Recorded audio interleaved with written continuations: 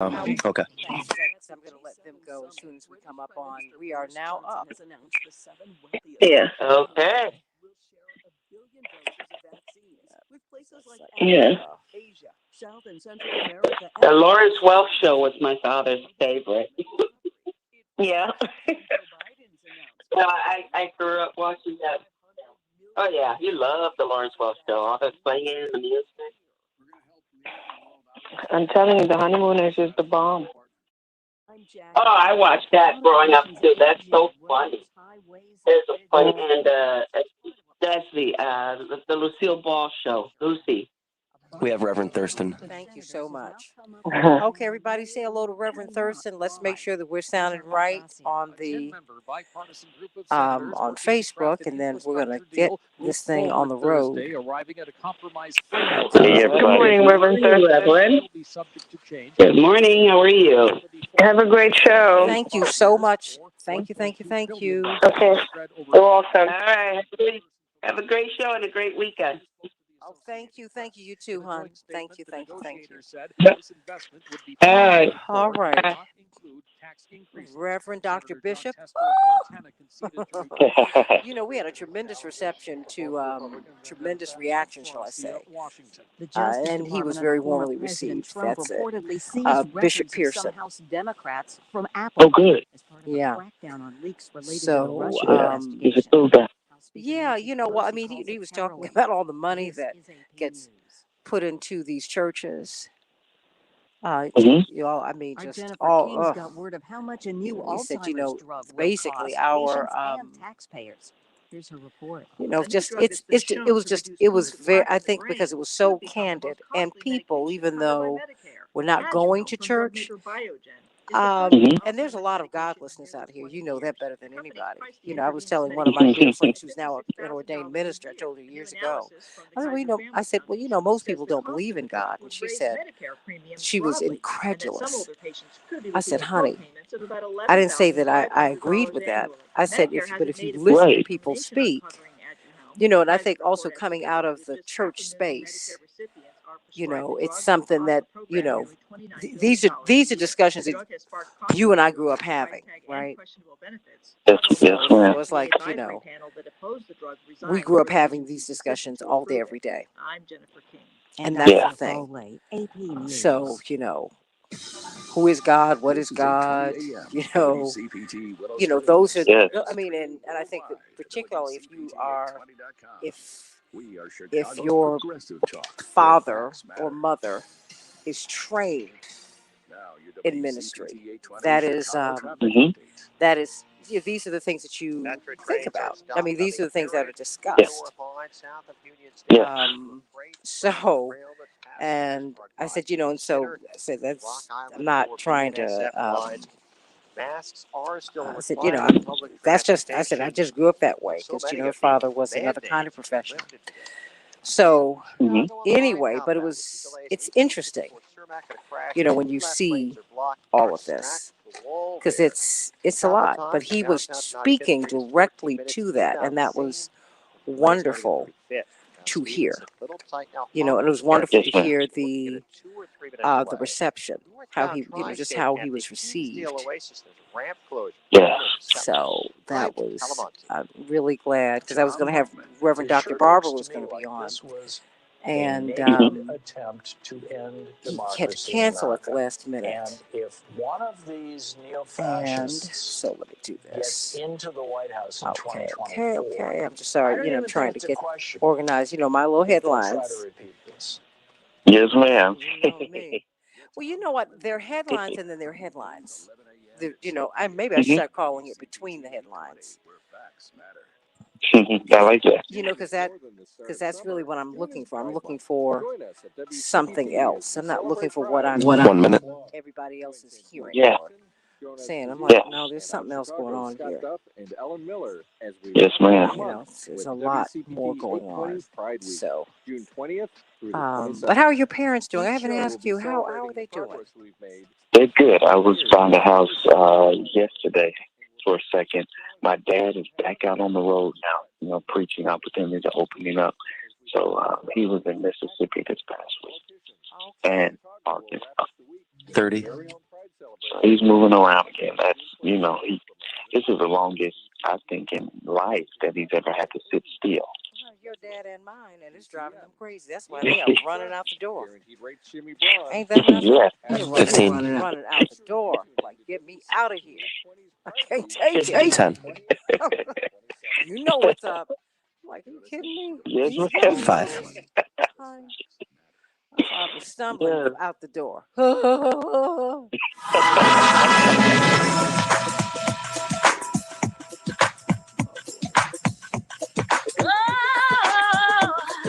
This is the Santita Jackson Show. Determined, unstoppable, achieving the impossible. We're standing tall with our heads held high. We are victorious. Hey, everybody. Welcome to the Santita Jackson Show. It's Friday. Oh, my goodness. June 11th, 2021. What a joyous day it is, and boy, is it warm. I'm coming to you from WCPT, the nation's largest progressive talk radio station, the nation's largest progressive talk radio station, and AM 950 radio. The voice of progressive Minnesota up in Minneapolis, St. Paul. Boy, oh boy, I want you to call me at 773-763-WCPT, 773-763-9278. We got a lot to talk about today. We're looking at President Biden and his overseas trip. The G7 nations are meeting. That's really the European powers, the wealthiest nations on earth that derive much of their wealth from the global south, if you will. It'll be interesting to see one day if the G7 ever expands and what that's going to look like, or if the African nations and the Asian nations, if they coalesce together and then start cooperating with each other, how would that change the world? But I muse.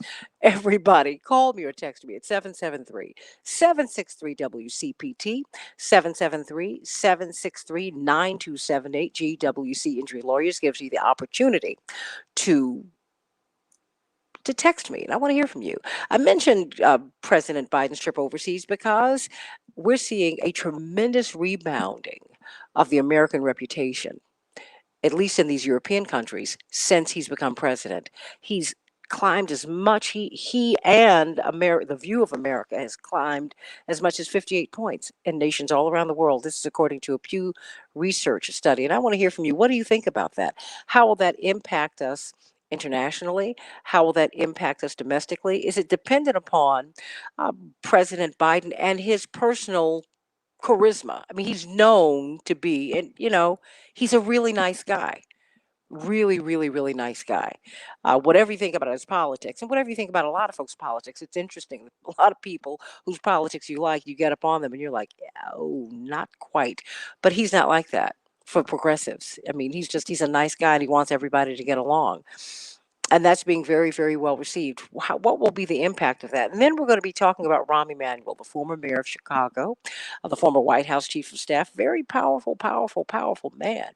He is also very controversial. Of course, many people believe that the Laquan McDonald case is what really drove him out of the mayor's office.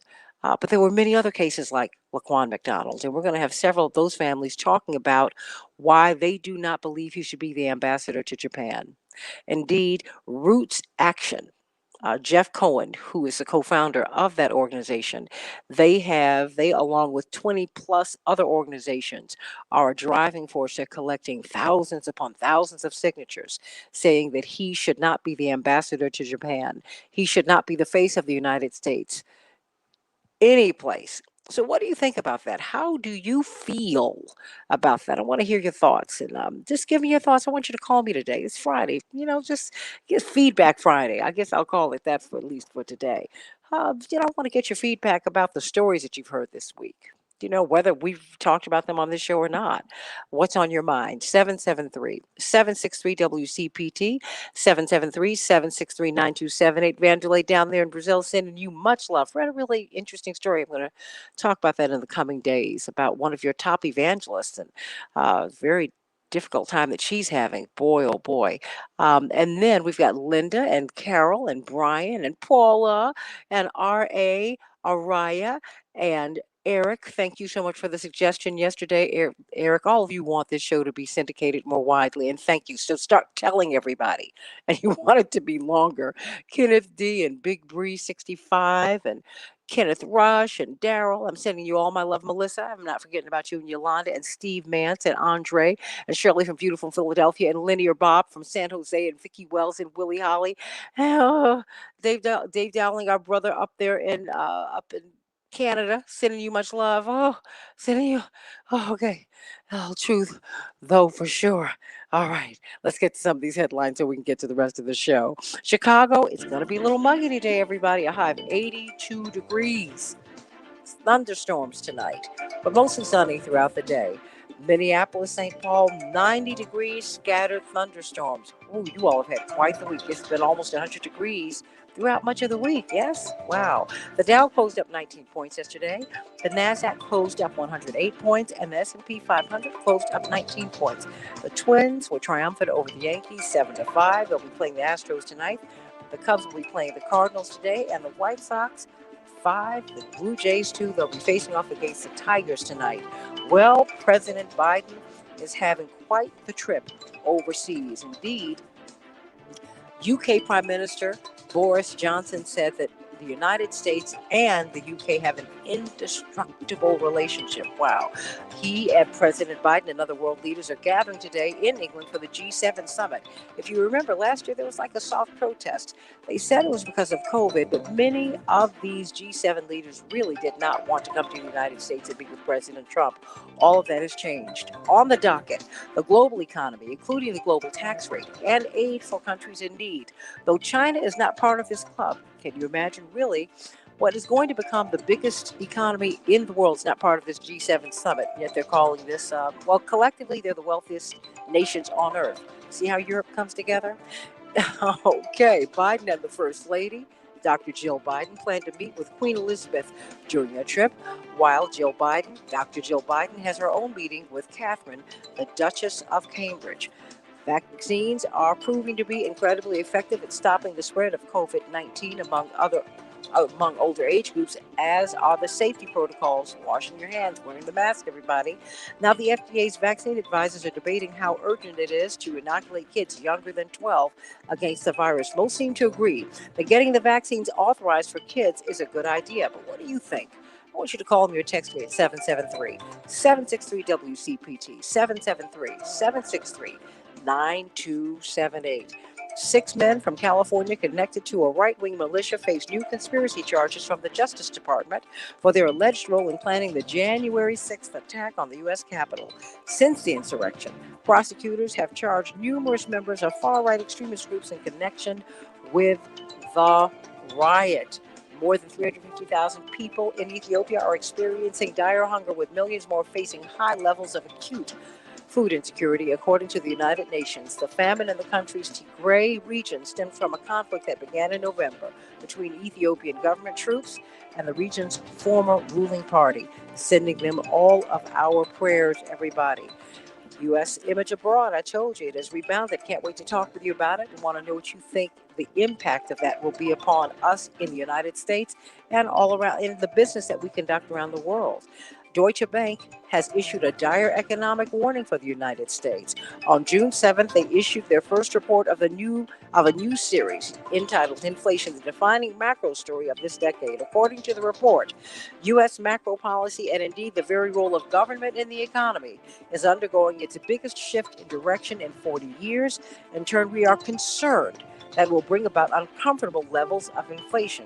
To their point, U.S. inflation climbs to the highest rate since 2008. It has jumped to the highest rate since 2008. When you go to the grocery store, you know it's costing you more. If you want to buy a house, it's costing you more. Can we handle it? The Consumer Prices Index rose at an annual rate of 5% in May, up from 4.2% in April, and the highest since August of 2008. Seattle is now America's most vaccinated city, according to their mayor. And President Biden on the domestic front is leaving student debt cancellation out of the racial justice plan. Do you think he should do that? And what's happening with OSHA? That is, of course, the mechanism that protects our workers. Did you know that President Biden's OSHA plan excludes most workers from OSHA protections? Wow. We've got the teaching pastor of the Salem Baptist Church and the House of Hope, indeed, the author of the book Mirror Moments. I encourage you to get it. Reverend Stephen Thurston, Pastor Thurston, give us some good news today. It's going to be a hot, nice weekend. Oh my gosh. Oh, yeah. Are you ready? It's there. I'm ready for all of it. we, we had enough winter here in Chicago. It's time for some heat, some fun. Yes. And it's time for us to engage in some self-love. This is the perfect time. And I know that phrase automatically in somebody's head. They're like, that's kind of cheesy. It's maybe egotistical, right? Well, the truth is, it's a hugely underrated key in finding long-term happiness, inner peace, and living a full life. Listen, self-love is crucial because your external world will reflect how you feel about yourself internally. Self-love also provides you with a safety net to take some risk and to go after your dreams because you know that no matter what the outcome is, you're going to be okay because your self-worth is not on the line. The problem is that too many of the teachings on self-love can be very surface level. Yes, it's great to be able to look in the mirror and embrace all of your flaws. But real self-love is about so much more than that. Self-love is honoring yourself and recognizing your worth. Self-love is putting yourself first and taking charge of your life. Self-love is caring deeply about yourself to the point where you recognize things, people, thoughts, and energy that no longer serves you. And most of us, Santita, don't experience self-love because we complicate it. We put up all of these walls and these barriers that keep us from being content with ourselves. We've heard it said, I'll love myself when, and you fill in the blank. I'll be happy when, and you fill in the blank. And here's the question that we all need to honestly wrestle with. What have I put in between myself and unconditional love for myself? So the question that somebody said is, Stephen, what's the secret to real self-love? Great question. I got an amazing answer. Real self-love is about recognizing that your true identity is your inner spirit. You're not just a soul. You're a soul, not just a body, rather. You simply have a body to carry your soul from place to place. Real self-love is about understanding that we're all created by God and we're made out of the same divine energy as God. Real self-love is about realizing that you don't have to be perfect to be enough. You don't have to meet some invisible standards that are put in place by your family, society, parents, friends, colleagues in order to feel good about yourself. Real self-love is about accepting that you aren't the same as the people you keep trying to compare yourself to, even the people who've already achieved all those amazing things that you aspire to. And that's okay.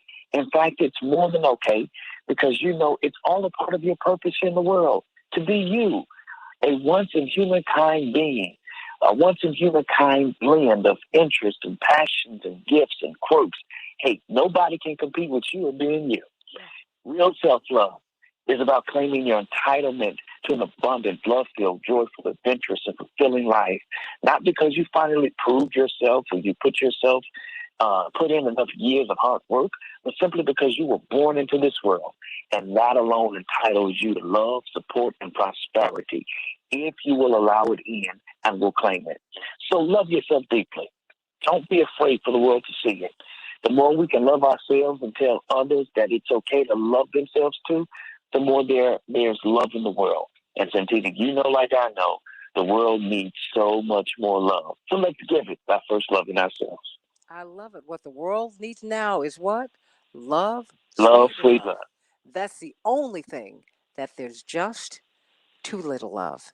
Too little of. Everybody get the book Mirror Moments. You need a mirror moment. Trust me, we're all having one. And you need some help navigating it. And it's a brilliant book. And you know, I keep saying we're going to talk about it, but I really want us to take some time and do that because I think that this is a moment of self reflection. And maybe when we reflect properly, we'll understand that we all do deserve to give ourselves the love that we seek from a partner. How about that? You want your partner to love you, your husband, your wife, your partner, your boyfriend, your girlfriend, to love you unconditionally. And you don't want to do that for yourself. Come on now. You made me do a lot of thinking this morning, as you do, Pastor. Now, are you going to be preaching this Sunday? I'm off this Sunday. I got Okay. a Sunday off. I'll be Okay. back in the saddle next week. All right, all right, Proud all to right. say. Of course. But we can see your sermons on YouTube and on and the Facebook page of the Salem That's correct. Baptist Church. Everybody, please check it out. You don't want to miss it. This man is a preaching machine. We've got one of your favorite people, Reverend Thurston. Dr. Deborah Fur Holden is with us, Associate Dean of Public Health at Michigan State University. Dr. Fur Holden, what do you want to talk about today? Just I don't think I've ever lived in a time when the news is led by health every day. Don't you feel special now? Yeah. Right? I said it's so funny because nobody knew what an epidemiologist was before this pandemic. I would try to explain to people, no, I don't study the skin. Right? That's what everybody thought epidemiology was because they hear but I'm like, that would be epidermiology, but we call it dermatology, so that's not it. And so now people know. But the thing that I think is also cool is it's elevated the profile of public health. And I love public health. Don't get me wrong, medicine is fantastic, right? I've been trying to encourage people to really take their health on, make sure that they have a primary care provider, to have an appointment with that primary care provider. I've been shocked at how many people that I know who don't have what we think of when we think of typical barriers. They have health insurance. They got good health insurance. Their doctor retired or moved, and they just never bothered to get a new primary care physician or something like that. So this whole, health pandemic has elevated, I think, the cause and the concern for people to have access to good primary care, not just to have access, but to also use that primary care. And so it's also raised the profile of public health and the real tremendous need that we have for public health practitioners in communities. Do you know how many county health departments don't have any public health trained or public health prepared professionals in them? So people were really scrambling to get this stuff figured out. It's one thing to know how to run a program. It's one thing to know how to provide direct services. That's what a lot of our local health departments do, right? They run programs or they coordinate programs or they provide some kind of direct services through their, portfolio of programs.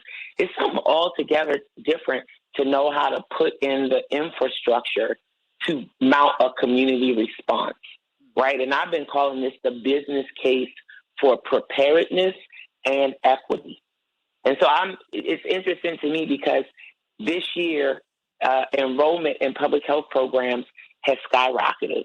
We've got all these people now who are applying for and raising their hand for these Masters of Public Health programs, which I think is really cool stuff. Public health to me is this field that has a lot of different people at the table, but it is a science and it is a discipline and it does have its own tenets and rubrics and all of that. And I think what we saw during this pandemic and a part of the, what I'll call, I'll just say insufficient pandemic mitigation response is we didn't have good public health people at the forefront of this. Dr. Knight made a really good point. She said, Dr. Fauci is an infectious disease doctor. That's a whole different specialty from infection prevention. It's a different set of training. It's a different set of skills. It's a different, set of operating principles. Understanding how diseases spread, understanding how viruses mutate, understanding, why certain therapeutics or mRNA technology is sort of the wave of the future for vaccine development. That's one thing. Understanding, implementing, and have a track record of preventing those infections from spreading is something altogether different. So I'm really excited because I think this infection prevention specialty, we're going to see that reemerge, and I think we're going to see a lot more people in the profession of public health, and we need it. We need it. Clearly, we fell short.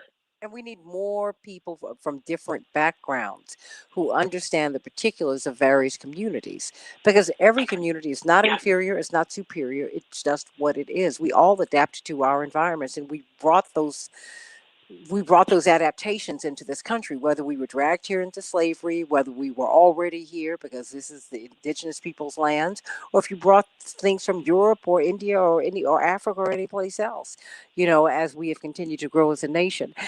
I got a couple of minutes left here, and I wanted to ask you. I was listening to a report, where we talked about this. We touched upon this yesterday. The J&J jab. You know, the demand for vaccines in the United States have declined precipitously, according to various news reports.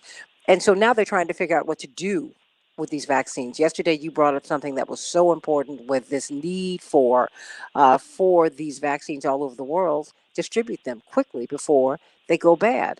But now they're saying, well, they have said, well, now they're not good just for 3 months; they're good for 4.5 months. And then they also said, well, maybe we can use them for something else. What do you? Okay, okay. I'm just telling you what I heard on CNN. This is what, but see, this is the problem, okay? This is the I'm problem. just saying. Because The 2 minutes I really have left reminds me belong of to you. Okay, you got. what this reminds me of, and I'm sorry, I'm not laughing because like I'm trying to trivialize it, but I can't help but laugh. Have you ever played spades with some people that you maybe know but you've never played spades with, and in the middle of the game somebody does something, and you already know with spades you have to establish the rules up front. You have to establish the rules up front before the game starts. Otherwise, invariably what happens is mid-game, you'll do something or somebody will do something and you'll say, you renege. And right there, give me 3 books. And they'll say, no, it's only 1 book on a renege. No, it's 3. Or, you got to get all the rules established up front. If not, people feel like you pulled the rug out from under them and then, whatever ensues. Okay? So with this, when you say things like these viruses expire, these vaccines expire in 3 months, we've got a strong protocol for 1 minute. transporting and storing. And, we've talked a lot about vaccine waste because once it's mixed up, because they're not just injecting you straight with what's in the vial. It has to actually be prepared. So once they thaw it and prepare it, you want to get all those doses delivered, from each vial that had been prepared. And if not, you have to throw it out that same day. You can't even carry it forward to the next day. So when you then lay out, this is the protocol, and 30. then the circumstances don't lend themselves from the protocol. And in the middle of the game, you yell, new rule. People feel like you've yanked the rug out from under them, and so 15. I don't really agree with, and again, I harken back to 10. when they tried to peddle this narrative I got that 20 1 seconds. dose would be good enough. 1 dose of the 2-dose vaccine would be good enough. I'm like, nah, nah, nah, nah, nah, nah, nah, nah, nah, nah. You know why? Because I saw nothing in the clinical trials reporting that said that. They were making it up to let the new knowledge fit the circumstances. That's what. And I feel like that's what's happening here. They're like, well, really, we could sort of go like 4.5 months if we needed to, or we could use it for something They else. can't do that. Stay right here. We wouldn't be talking with her, of course, on Facebook Live. But come on, you guys. Come on. This is our health that's at stake here. We're talking about President Biden and his global reputation. In a hot second on the Santita Jackson Show. Dr. Deb, come on. I heard that this morning. I was like, you all going to make my eyes pop. How you all, it's like you're tailoring this. I am all for science evolving. And we know this. We didn't know this last month. We didn't know this yesterday, but wow. Because that's the way life happens, right? But the way they're doing this is like, wait a minute. It's like you all are contouring this. Okay, now that you want the economy to move, you're not going to test as much. And you want people just to get back to work. And so just, I'm like, whoa, whoa, whoa, whoa. I thought you said you wanted 70 to 75% of us to get this vaccine. Oh, no, we're fine. No, all you need is one shot now. I'm like, what are you all talking about? That's not what you said. But see, here's the problem. Here's the problem. This is again, preparedness problem. Okay. So if that is the thinking, why was that work not, mind you, this was all predictable. It was predictable that we would get to a point where things would slow down, right? There was all the people clamoring to get the vaccine initially, and then there were all the people who, just waited their turn, and then when their number came up, they got it.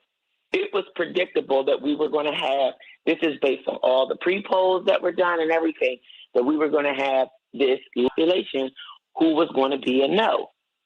And that we would then have to figure out how to, get these people. We have Attorney Patillo. Proportion of them to become a yes. Why were they not looking at and testing this earlier?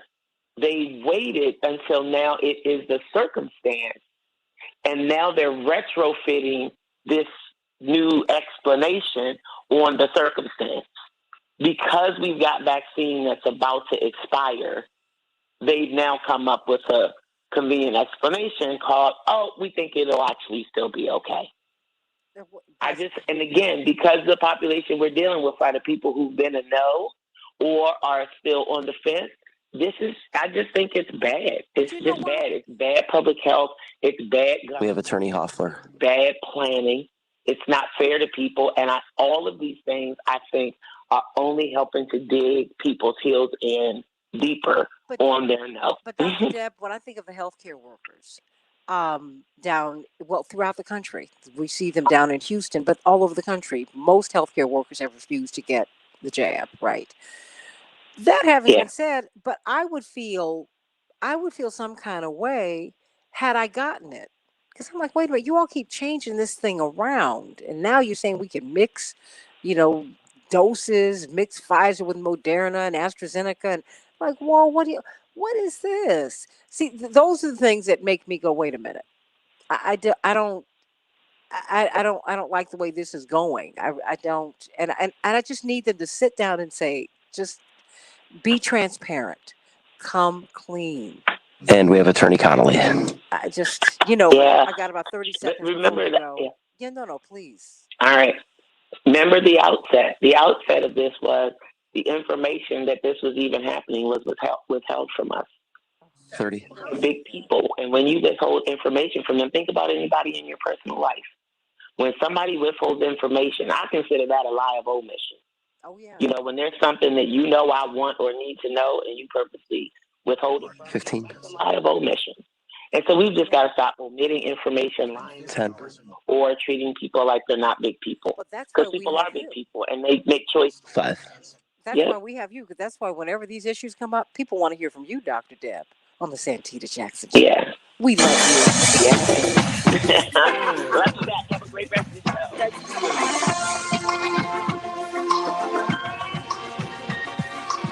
This is the Santita Jackson Show.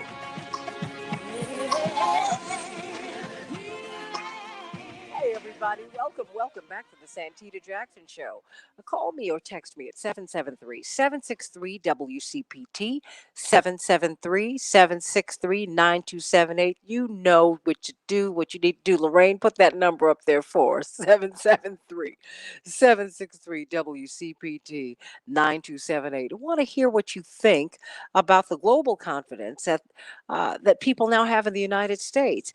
The global confidence in President Biden has jumped 58 points from President Trump to President Biden in a dozen major European countries. Wow, this is the G7, and this is important because they're meeting at the G7 summit over in the UK right now. right? And so, of course, the president and Dr. Jill Biden, the first lady, they're going to meet with Queen Elizabeth. Dr. Jill Biden, our first lady, is going to meet with Catherine, Duchess of Cambridge, the future Queen Consort of England. They're having a really, really big trip. Boris Johnson, the UK Prime Minister, said we now have an indestructible relationship. And people were saying, wow, that's interesting because he was always an acolyte of Trump's.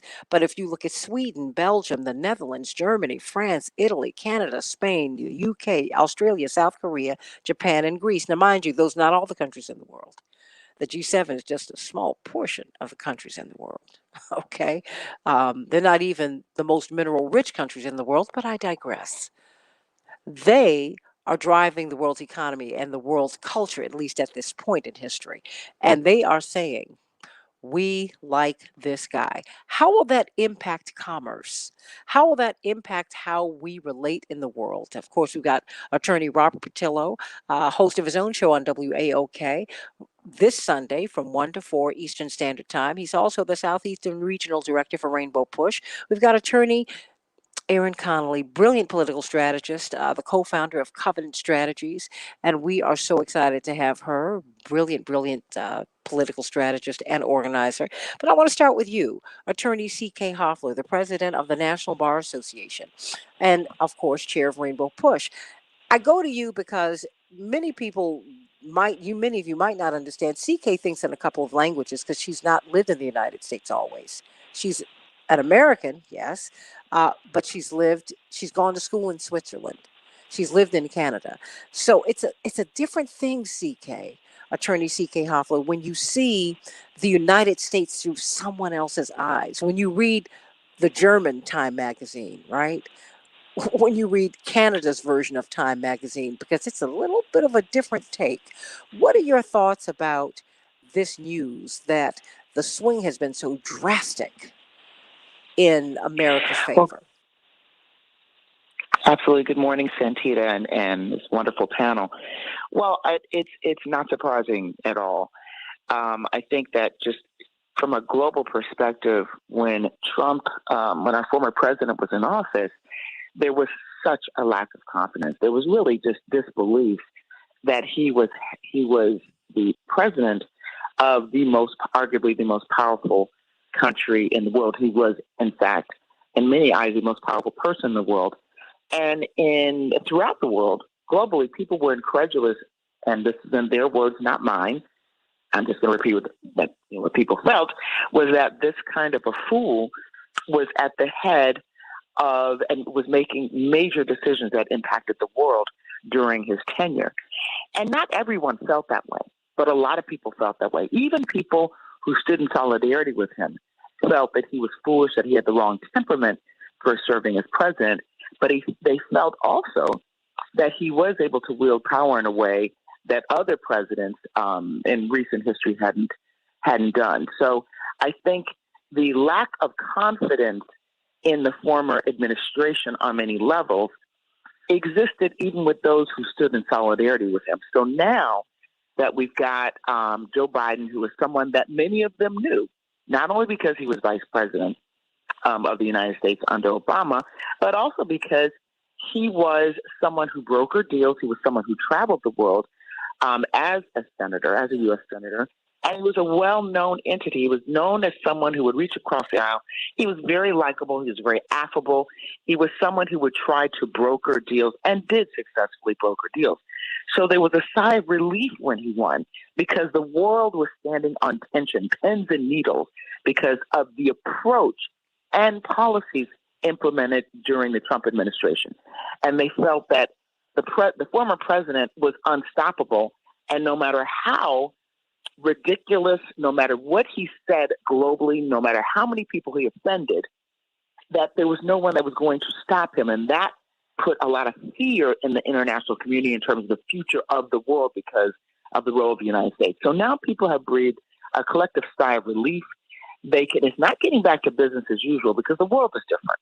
The world is living in this pandemic, as you know, Dr. Deborah Verholden I listened to your show and Dr. Deborah Verholden, and you discussed earlier, and you discussed this really every day. We are living in this pandemic and it's changed life as we know it.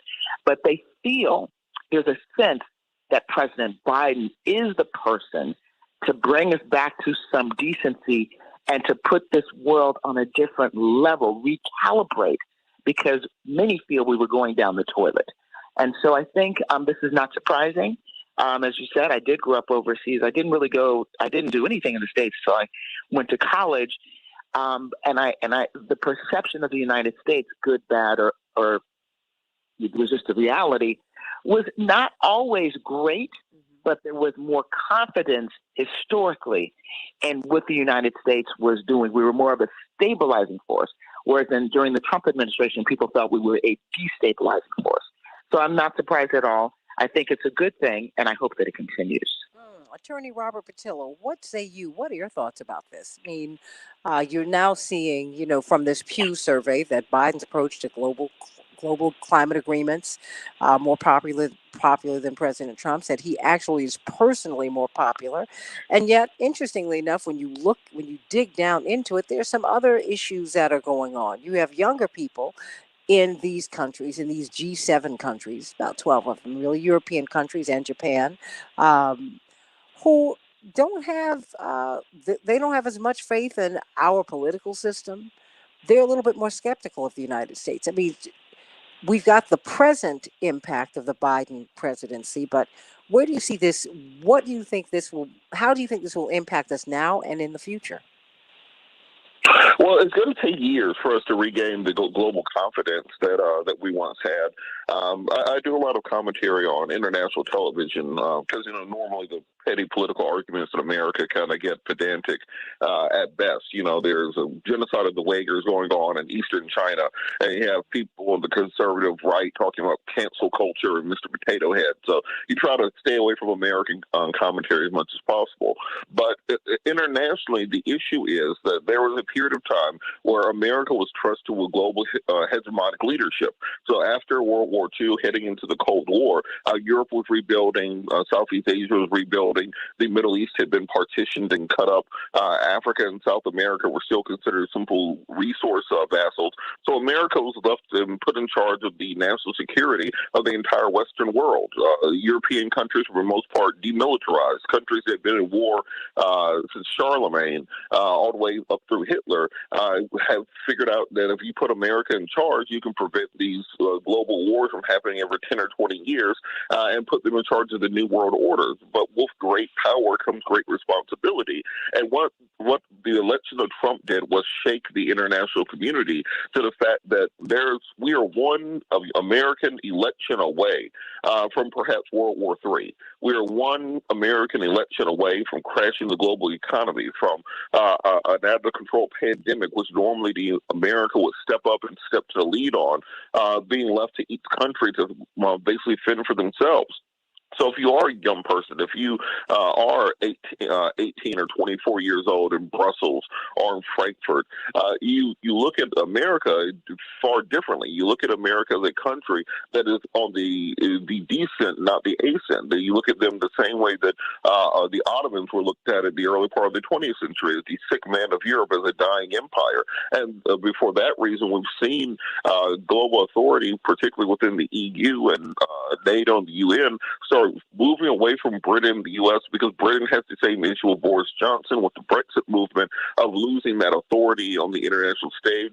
We saw Macron this week be slapped by a protester as France becomes weaker. So who takes up that mantle? Well, we're seeing Germany and China rise to global leadership at this point in time. And that's worry all of us. I don't think anyone can look back at history and say, yeah, Germany being the most powerful nation in Europe is a great thing. It usually is badly. So I do think we're going to have to do a lot of work to start reestablishing our credibility, sticking by our word. When America used to say something, it used to mean something.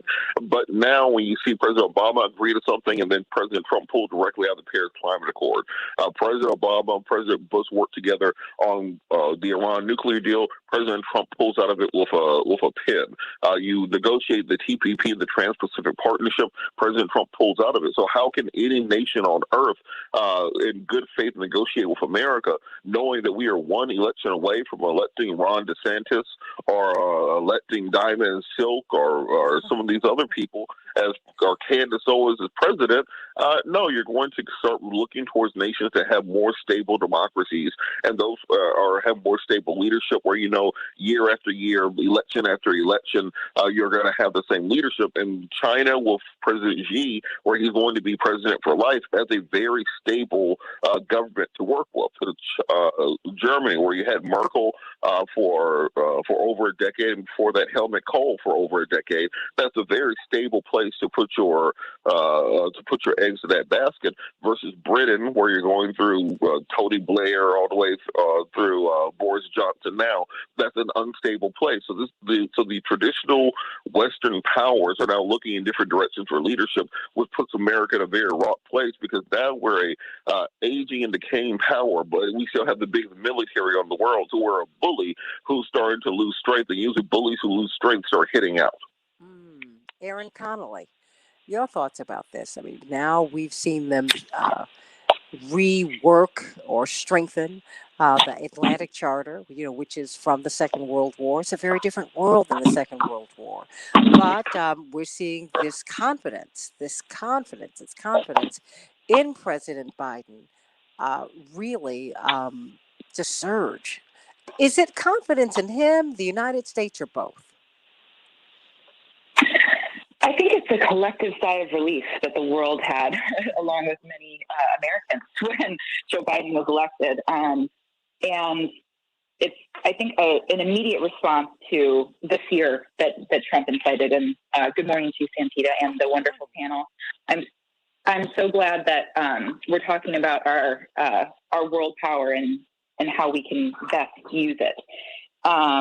Because I think we have an opportunity now, instead of just having a reactionary style of leadership as the Trump administration did, and I believe in many ways was purposeful, right? Like I believe that there was some manner to undermine the systems and structures that were put in by those previous presidents, whether they were Obama or Bush, right? We know that President Trump had a horrible reaction response to President Barack Obama, and anything he did, I think, just arbitrarily decided to undo as a point of pride rather than a point of strategy, right?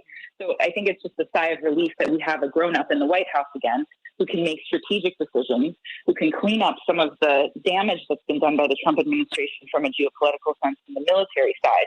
And I think that's something that the public doesn't necessarily see a lot in front and center, right? But behind the scenes, I come from a military family, and I think that is the bigger focus of kind of cleaning up the mess of the lack of influence we've been wielding, right? And the instability that President Trump's friends in Russia have inflicted on some of our systems and structures. But ultimately, we've undermined our own democracy, and we've undermined that trust. That this is something that the American people did participate in, right? So we have to take some accountability in that and help rehabilitate the image of the United States in the world as a leader. But we have to show up. And I think President Biden and First Lady Biden are doing a great job of starting that process. On the world stage, as you said, it's a very big trip, lots of important meetings. But the idea that we will show up and we will keep our word, right? That we aren't going to, that we can stand and sit at the table, commands the confidence, right? If we think back to President Trump's trip to Great Britain, very different situation. There was the big blow up Trump doll, greeting him in London. He's driving down the street to booze. His daughter is being mocked at G7 conferences for being not understanding what they're talking about, not advocating for America in a way that was even real, right? So the contrast of that is almost comical. So I'm really encouraged by the start of this, but I would love to see more from the Biden administration of not how we're just going to not be Trump. Not just how we're going to rehabilitate the image, right? But we need some substance behind it, right? If we're going to still be a world power, we were the world power, and as Attorney Patilla stated, we're losing that influence. We need to stabilize our market, the North American market too. I mean, we have partners in Canada and Mexico that we rely on, as well as the G7 partners overseas. We have a lot to do in Latin America, as we discussed yesterday, right? So let's see what economic policies and incentives we have to work with the world, not just repairing some of these image pieces with relationships, but it does bode well that President Biden has that authority and respect abroad versus President Trump. Well, but Robert Patillo, what just came into my mind? I just saw a George W. Bush in my mind when he was ducking when they threw the shoe at him. And I remember America took a huge hit with the invasion of Iraq. And I don't know if Americans have the real sense of how America is respected, America is revered. But America also has other challenges in a world that is no longer unipolar. That's why I thought that the Atlantic Charter, reviving something from the Second World War, I thought that was interesting. When we are way beyond a Second World War world. I mean, now Africa is insurgent and emergent, as is Asia. China, my goodness, they're the economy that grew during the pandemic. What does all of this mean to your way of thinking, Robert? Well, I think what it means is that Americans have to reevaluate the way that we do international policy. We still are very much in a late 19th century version of U.S. Foreign policy versus the new and emerging markets. Well, America is not respected in Central and South America, for example. America is not respected on the African continent. America, one of the most damaging ideas came from the Reagan administration when we started talking about America first, because it's always been America first. There's never been a time in American history when it wasn't America first. Remember, the only reason we even entered the Second World War was because Churchill bribed us. It's not like we just got a patriotic duty to save Europe or to stop the Nazis decided to join. We charged the British and the French a bunch of money to go over there and save them. Wait a minute. Let me interrupt you right here, because Americans did not want to be involved because our founding fathers don't get involved in other folks' foreign mess. I mean, I'm just saying there's history, and I think we need to. I just wanted to insert that there. Oh, absolutely. And I think a lot of people don't understand that the Manhattan Project was British technology and research that had been going on since the 1920s, and we basically made them give it to us in order for us to join the war. And then as pretext, we used to bomb in Pearl Harbor, which we knew about, and which we kind of fomented as a Cassia Belli to enter the war on the side of Europe and Japan because they paid us off to do so. So what we're seeing across the globe is that if you need a dam built in Nairobi, Kenya, you go to China first because, America will not be there to help you. If you need a road built in Damascus, you go to Russia for funding, or you go to China for funding. And when it comes to the developing world and anybody outside of the traditional European powers, you no longer go to Germany or France or England or the U.S. And because of that, there's a new emerging world order that has more allegiances to China and to Russia and to other powers than to the U.S.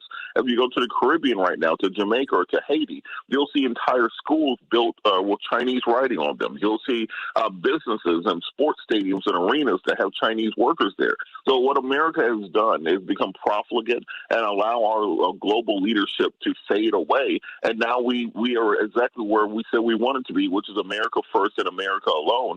And if we do have a coming conflict, it is unlikely that every nation on earth will simply rally around America, because America has acted as a bully, has got profligate in their lead, and has decided that they no longer want to have that role of global power.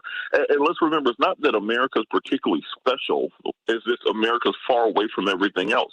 After World War II, you had an entirety of Europe which was bombed out, an entirety of Japan that had been nuked. China had been burned down to the ground after the rape of Nanking and occupation by the Japanese. The only industrialized power that existed in the 1950s was the United States. That's how we got this lead. So it wasn't the American exceptionalism; it was just serendipity and having two oceans that separated us, and the manufacturing strength to rebuild thereafter. But since then, we have not modernized our roads. We have not invested in 5G. Internet in China is so much faster than in America. I don't think Americans can comprehend it. Our educational system is not caught up. Our medical system is not caught up. And because of that, nations around the world come and visit. Imagine being a child in Abu Dhabi or in Qatar, and then flying from the airport there into LaGuardia. Oh my God. Or into Midway, and thinking, wait a minute, this is the America that I said I wanted to go to my entire life. So we're fading away because we have allowed our domestic political squabbles to interrupt actually building a nation. And this is why, as I said, other countries are talking about how they can create fiber optic internet that and a global satellite system. And America is trying to figure out how to stop kids from learning about race because it hurts their feelings. And so this is why we're losing our leadership in the world. You know, I've got a minute left for you, Aaron, and a minute left for Attorney C.K. Hoffler. Your final thoughts, Aaron. Well, I'm glad Robert Patillo brought up the soft power moves that are happening in the world with these other rising powers, right? I think that's the biggest thing the United States needs to step in on again. We can be a force of good and not just a force of destruction, as you said. We have the strongest military in the world, but that military can be used for good as well. So that is my hope as we go into the weekend, that our president and first lady and the administration can think creatively about some of the solutions to the world's big problems, and we can be the leader in that instead of just a bully that is losing influence on the playground. And your thoughts, CK, particularly as you are someone who has helped to really monitor and lead democratic elections in Africa, which is the wealthiest continent on earth. They're not part of this G7 summit. Where do you see all of this going, CK? Well, I think that we can reestablish ourselves in a positive way if we also just keep our finger on the pulse of what's happening socially in this country, bring about change, because the world is looking at us. It is not a coincidence that there are people who are protesting in the streets cheering Black Lives Matter in solidarity with the U.S. throughout the world. It's not a coincidence in places like Paris and London. People will be getting arrested for just aligning with us. So the social pendulum is shifting in the world, and I think that we can play a major role by what we do domestically to influence the world in terms of social justice. So it's my hope that it's not just all the international issues where we need to assert ourselves as leaders in a positive way, but also in terms of social justice. And so it's my hope that the Biden administration will continue the positive energy, will put its money where its mouth is in terms of bringing about change domestically, because that's going to have a positive change on the perception of the United States and the role that the United States can play in the world. Indeed, because I have to tell 1 minute. you, those leaders watched him in Tulsa last week. They made note of the fact that he went there. They are watching the George Floyd case. They're watching us. They're watching us, and they're watching how we handle all of these issues. Speaking of which, coming up, we're going to be talking about Rahm Emanuel, the former mayor of Chicago, someone who has a huge footprint politically in the United States of America. Indeed, he was one of those persons who helped to shape the Obama presidency. 30. He helped to shape President Obama as he moved through Chicago politics and into national politics, and then, of course, into history as the first African American president. But now he lost a 15. How did he lose it? Laquan McDonald. But there were other Laquan McDonalds. 10. And now he wants to be ambassador to Japan. Many people have told the president, don't do that. 5. And yet, he could become ambassador to Japan, and there is tremendous pushback. What do you think? 773-763-WCPT, 773-763-9278. Should Mayor Rahm Emanuel be the ambassador to Japan from the United States? Back with more of the Santita Jackson Show.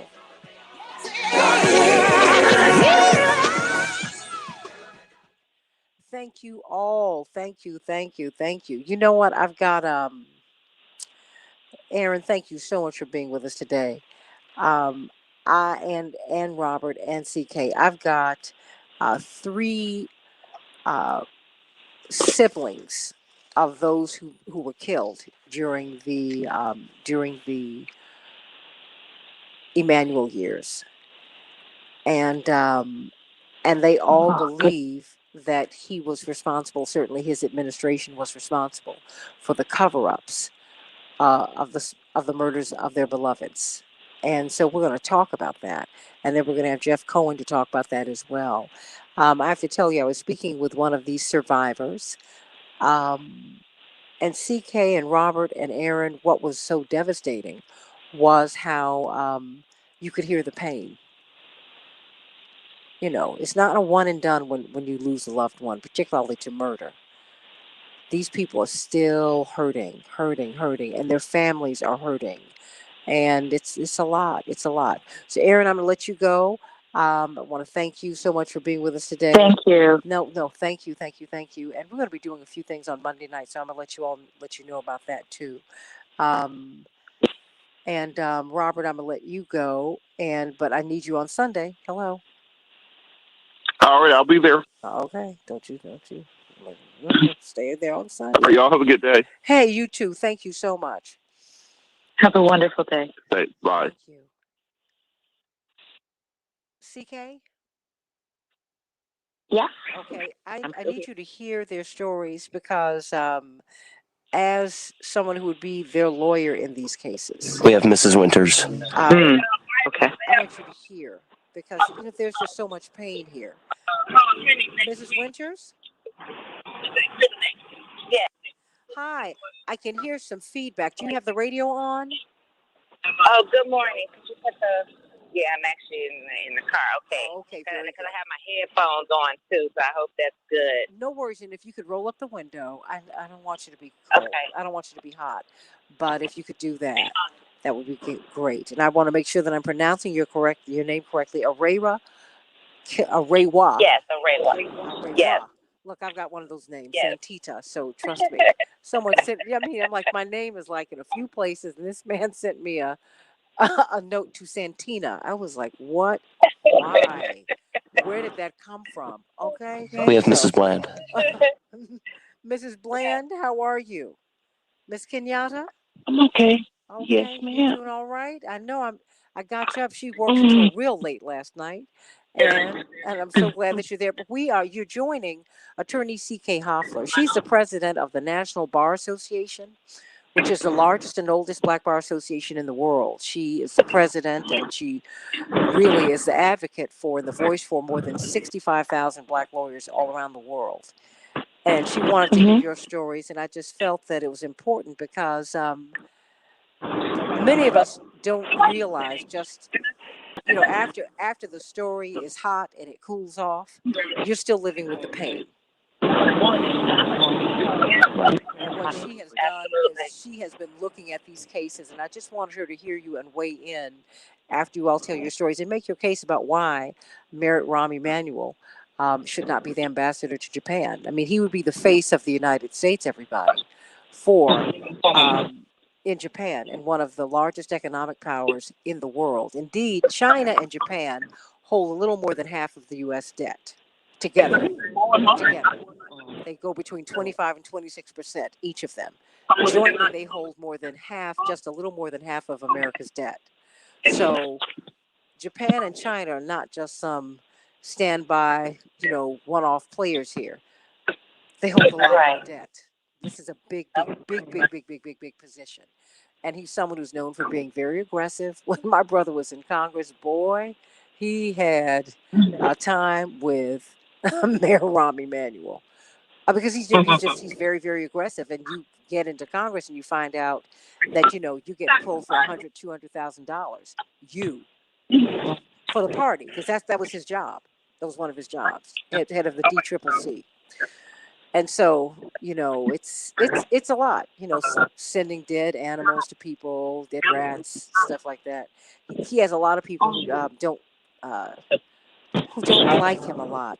So, Mrs. Winters, and if you all don't mind, I'm going to call you by those names. I will introduce you by your full names. But, my family's from the South, like all of ours are. And I just met you, and I just think it's important that people know that you all have handles. How about that? Thank you. Thank you. That's fine. And cover. How about that? Thank you. That's right.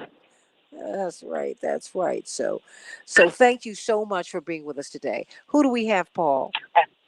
We have Mrs. Winters, Mrs. Bland, and I'm still trying to reach Mrs. Holmes Burton. Okay, well, just take your time. And of course, you all are now introduced to Attorney C.K. Hoffler, Mrs. Winters. Good morning. And Mrs. Bland. Good morning. Good morning. And first of all, before we go on air, I just wanted again to say how sorry I am for the pain, for what you've endured, for your families have endured. 1 minute. And what you will continue to endure, because you never really recover from killing, from brutal murders of loved ones, and you never really recover from the cover-up. So I understand that. I get that, and I wanted to just make sure that you know just before we go on there, that I'm very, very sorry. And if ever there's anything that I can do, anything that we can do as an organization, we want to do it. And just so that you know, NBA, and she's also the chair of Rainbow Push. So she covers the waterfront. And so I just felt that she'd be a good person for you to know. And as you know, Del Marie Cobb was my father's press secretary in the '88 campaign. So if you keep on listening, 15. we'll end up working with each other, right? So stay right there. Okay. And just make sure your windows are up. And we're in a quiet place, and we're about to come up, everybody. Thank you so much. All right. Thank you.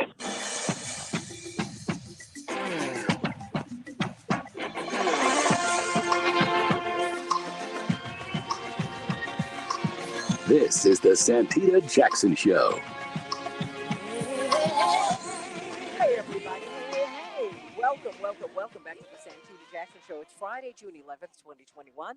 I'm Santita Jackson. This is the Santita Jackson Show, coming to you from the nation's largest progressive talk radio station, WCPT, based here in Chicago, and AM 950 Radio, Minneapolis, St. Paul, the voice of progressive Minnesota. And you've got our global family from Dave Dowling in Canada to Vanderlei Cardoso down in Brazil, and every place in between. We have got our brothers and sisters on the Santita Jackson and Friends page, our Morning Stars, the Santita Jackson Morning Stars. I hope that you will join us today. And of course, meet me on my Facebook page, Santita Jackson and Friends. That's where we're streaming it. And we are also on the Reverend Jesse Jackson Senior page and on Santita Jackson IG, Instagram, and guess what? I have my own channel now, the Santita Jackson Show YouTube channel. We are talking about Rahm Emanuel. Should he be the ambassador to to Japan from the United States? Many people are saying no. Certainly people in Chicago are saying no. There are petitions that are circulating, and people by the thousands are signing the petitions.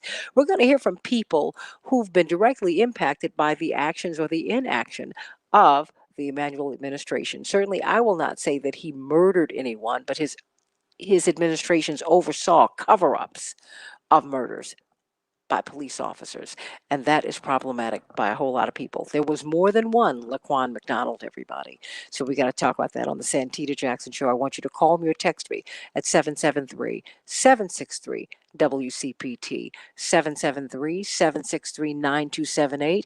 GWC Injury Lawyers gives you the opportunity to text there. So Lorraine, put that back on up there, that number, 773-763-WCPT, 773-763-9278. Let's get some of these headlines out the way so we can get on with the show.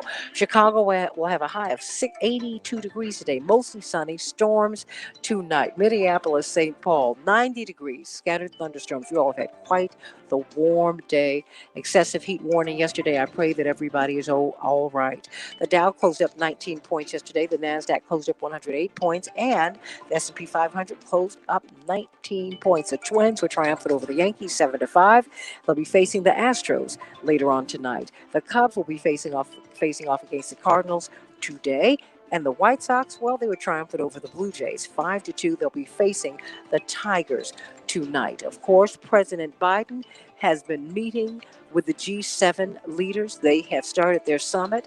gathering in England, and that is on the docket. What? The global economy, global tax rate, and aid for countries in need, and of course, vaccines. Of course, our First Lady Dr. Jill Biden. That's right, the college professor who's still a professor. Well, she's going to be meeting with Catherine, the Duchess of Cambridge, the future Queen Consort of England, and they will both be meeting with Queen Elizabeth. That's right, everybody. Indeed, this is a big summit, everybody. Global confidence in the United States.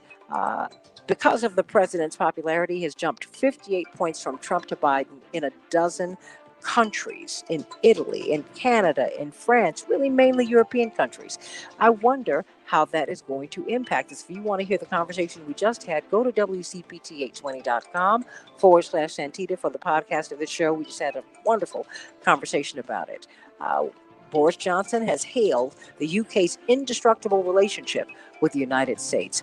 Wow.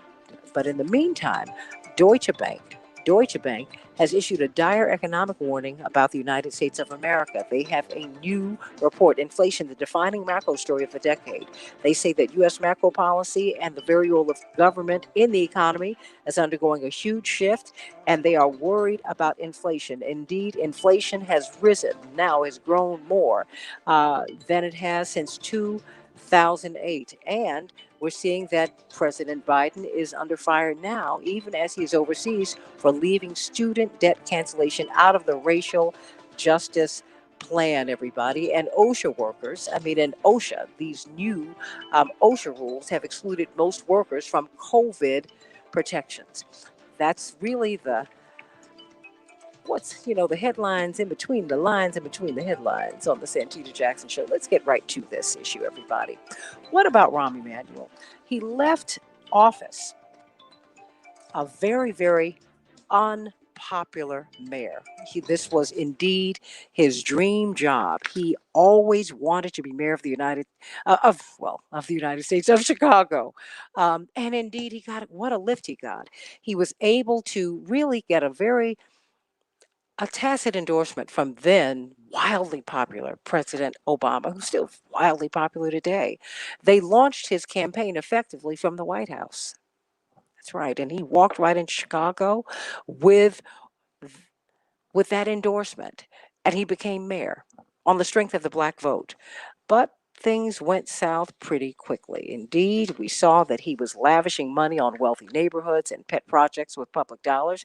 He shuttered half of Chicago's public mental health clinics. He closed 50 elementary schools, mainly in black and brown, particularly in black areas, and putting out of work principals, teachers, janitors, staff, all of that. And he repeatedly broke the city's promises to rebuild public housing, forcing hundreds of thousands of African Americans out of Chicago. Wow. But it was the murder of Laquan McDonald by the police and the cover up, 16 shots in a cover up, that really pushed him out of popularity. It pushed him out of office. Many people, it became clear that they held the tapes so that he could get through what could have been a challenging election. But that's not where the story ends, everybody. Now you've got Roots Action that is pulled together. These really, they pull together petitions, and it's more than 20 organizations, and they have said there is no way that this man with this record should be for standing in as the face of the United States. But what do you think? What do you think? Um, will it matter internationally, given his record, and given the record that he has for raising a lot of money, for being part of a very powerful family? You know, his brother, Ezekiel Emanuel, is one of the authors of ACA. He's one of the top, most highly regarded health experts in the world. His brother Ari, hugely important force in Hollywood. Indeed, one of the owners of Uber. They're a very powerful family. Very powerful family. So can we afford to exclude him from the table? But given his record, can you afford to include him at the table? Well, we're going to ask Mrs. Kenyatta Brand about this. I mean, I want to know. She is the sister of Rukia Boyd. Uh, what what does she feel Rakia Boyd was killed by an off-duty police officer in 2012.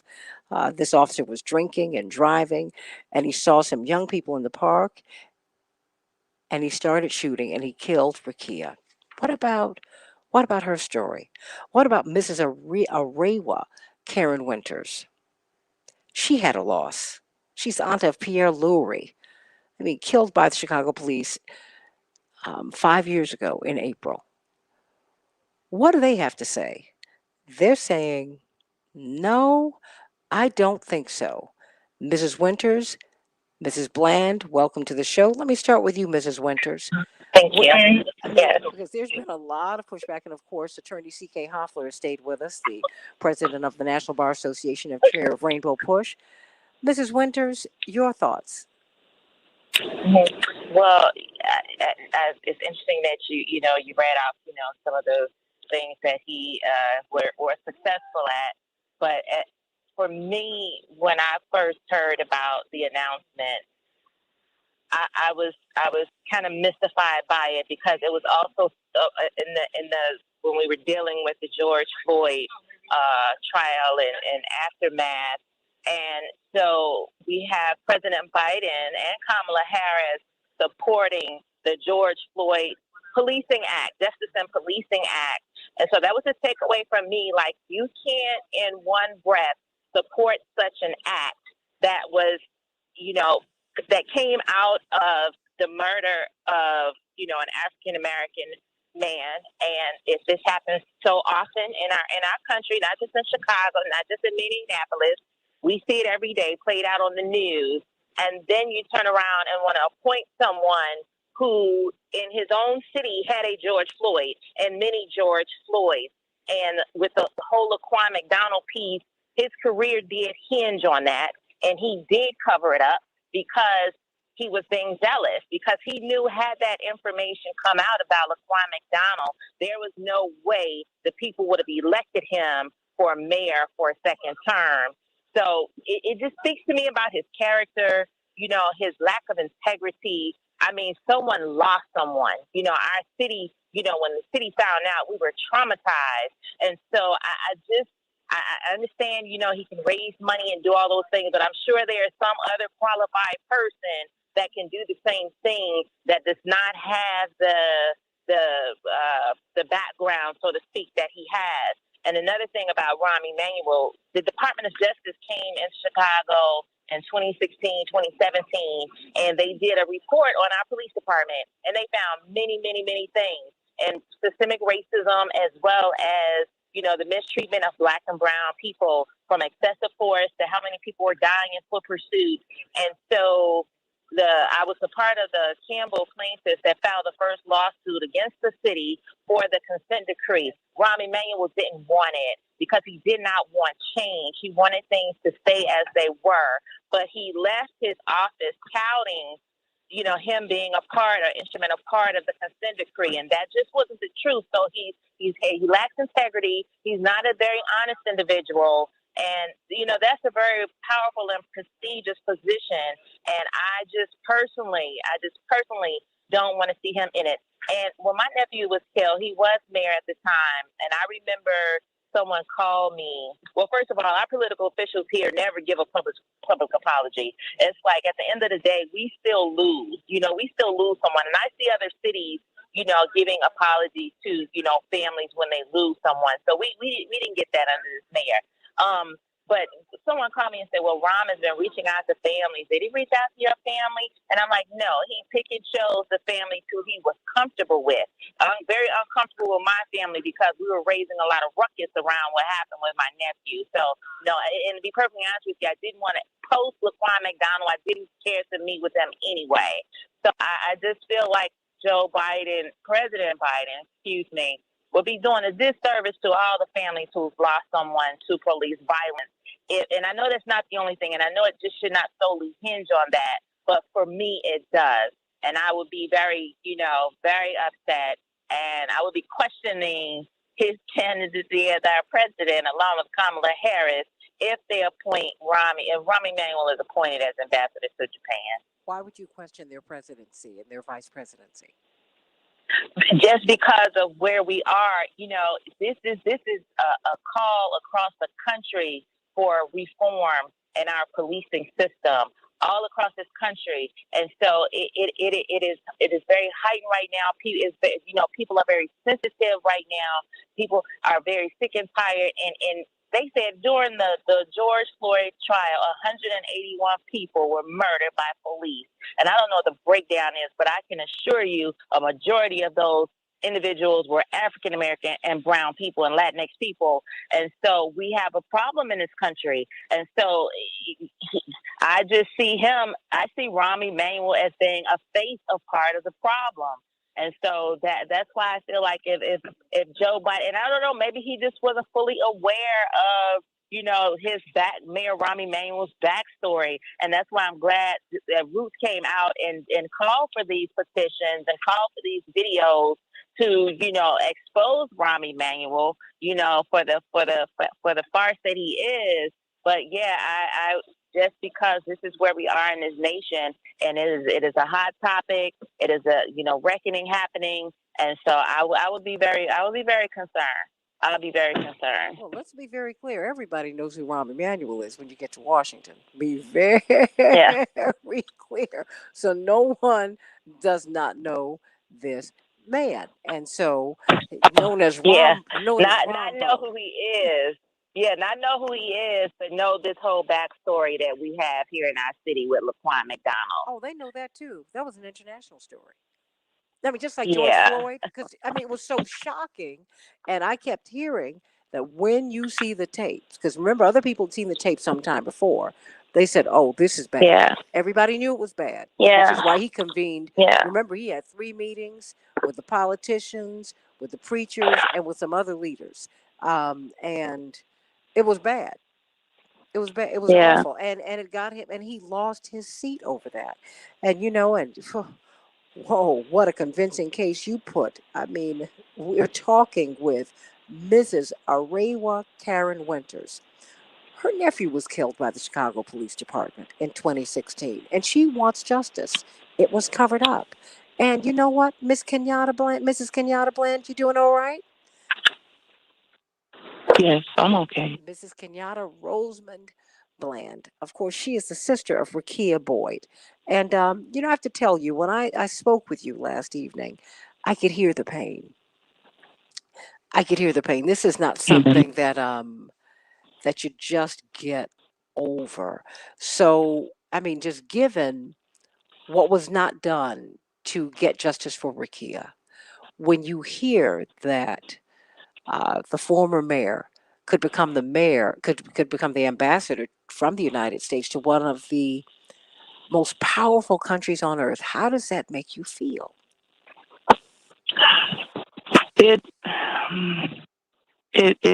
I'm gonna just try to be as calm as possible, but it pisses me off. It makes me very angry. And this, I'm trying to calm down because Hold on one moment. Let me say this. I don't want you to make. You don't have to make any excuses here or give reasons for your pain. I've got siblings. I've got brothers. I've got a sister. I mean, whoa. My life is great. As my mother says, the older you get, the more you want. She said, every day is a good day when I know that you all are okay. She said, that's all I want in life. You don't have to give me anything else. And so your pain is something that people need to hear. It's not something that you need to go past or that I'm not going to tell you to get over it. That is not right. It's okay. And we can hear it. Mrs. Winters, and Attorney C.K. Hoffley, we can hear it right beneath the surface. Everybody can hear it. Mrs. Bland, God bless you. Everybody can hear it. Absolutely. So, Absolutely. so just go on and talk. I'm just go on and share. I'm just really upset. What really made me mad was I think it was 2018 or 2019 that he wanted his record expunged. my brother Martinez, he does all the talking and everything because I couldn't attend any of the hearings because I was just that upset. I was really upset. I really totally snapped. I snapped. Every time I seen a police officer, I would get very upset. I would start shaking and I would just wait for them to come talk to me or say something to me so I could just snap off. Actually, I was living on 130th, probably a month after my sister got murdered, probably in April of 2012. I was on 100. I lived in 130th. And I was living in Argyle Gardens, and two police officers came to knock on my door. And I was driving a 2012 Dodge pickup truck. And two officers came and knocked on my door. And man, I was shaking. I had a bat behind the door and everything, and I just snapped. And I asked them, I said, what do you want? Why are you knocking on my door? And, they were just smiling. And then so I had followed them. I got in my truck and I followed them. And I'm calling the police station, and I'm telling them that it's two officers coming to my house harassing me. And I'm on the phone with the sergeant with a white shirt. And I'm telling them, I'm like, okay, is this officers, they bother me, and I had them on Bluetooth. And the officers in the car, they were like, you need to go. I said, you guys are harassing me. I'm on the phone with your superior. Why are you following me? And they were just laughing and joking. This had to be about 11 or 12 at night.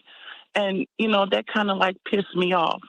Then I was driving a van in 2013, probably 2014. Then I had a boot put on my van.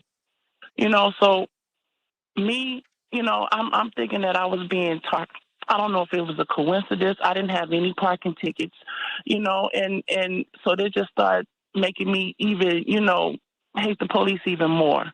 Like I shared with Santita, I used to date a police officer, and around the time when my sister got murdered, and I just, man, it just really hurt me. All I wanted to do was just to know why. Why is this officer, why did he kill my sister, and why did it take so long for them to try to so-called fire him, and then he resigned or whatever the case was, and then he got charged with involuntary manslaughter when I thought it was supposed to be second-degree murder. It's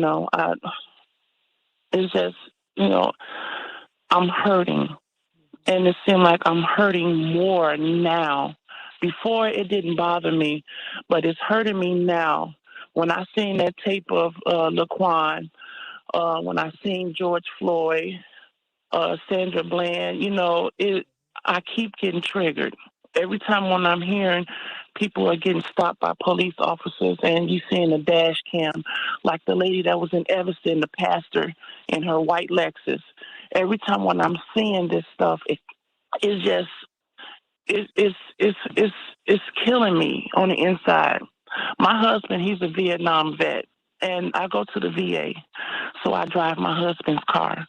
I was driving down Ashland because I live in Evanston. I was driving down Ashland. We were just taking our time, and a police officer pulled behind me. 1 minute. Last year.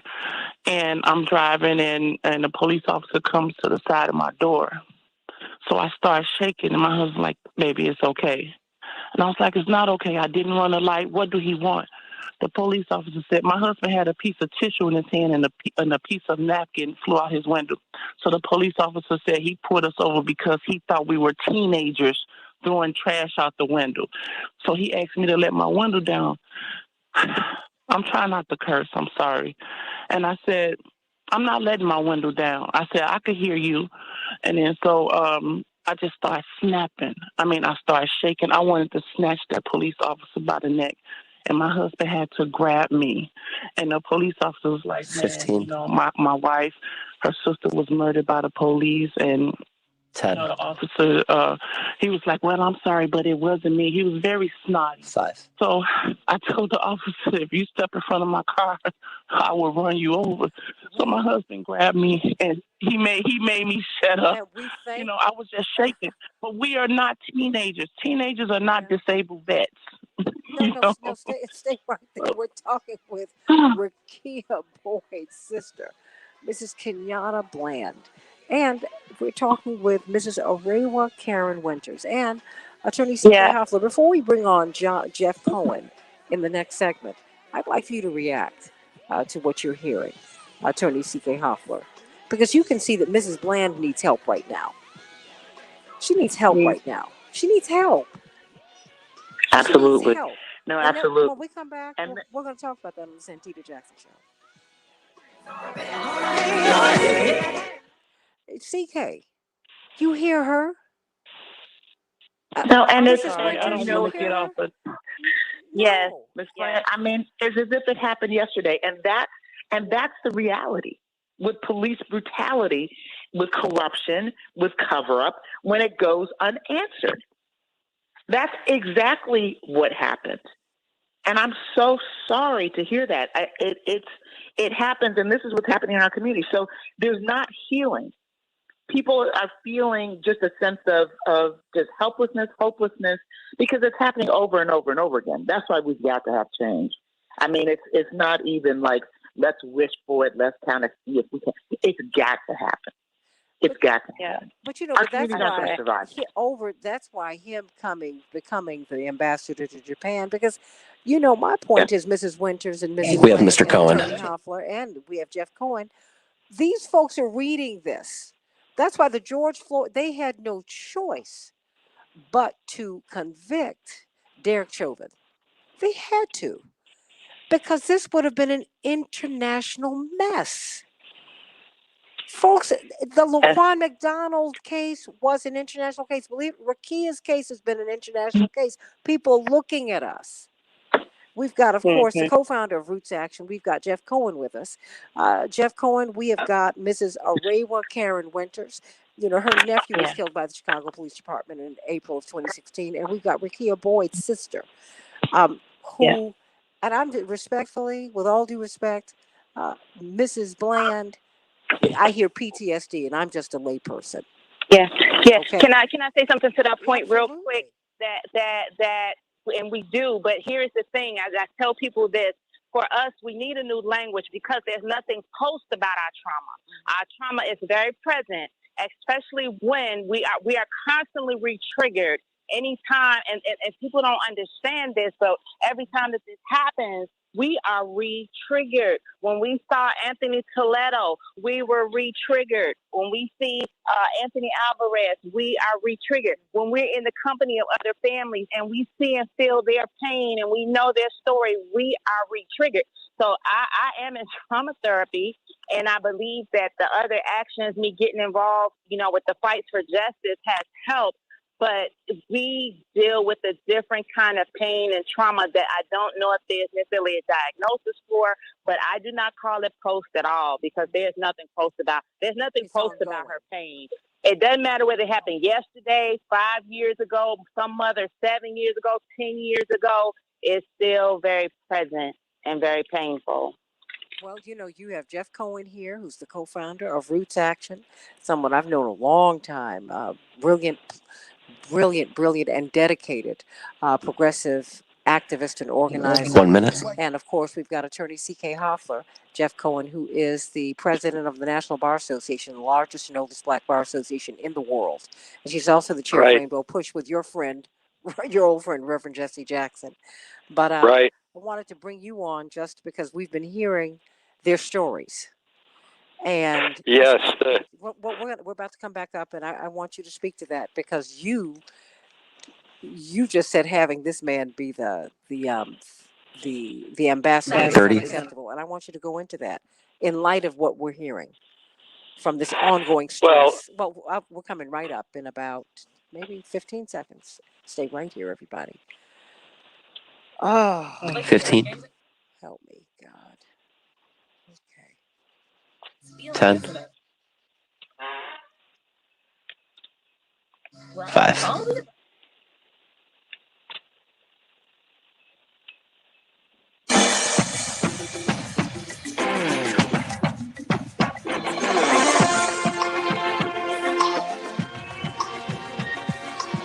This is the Santita Jackson Show.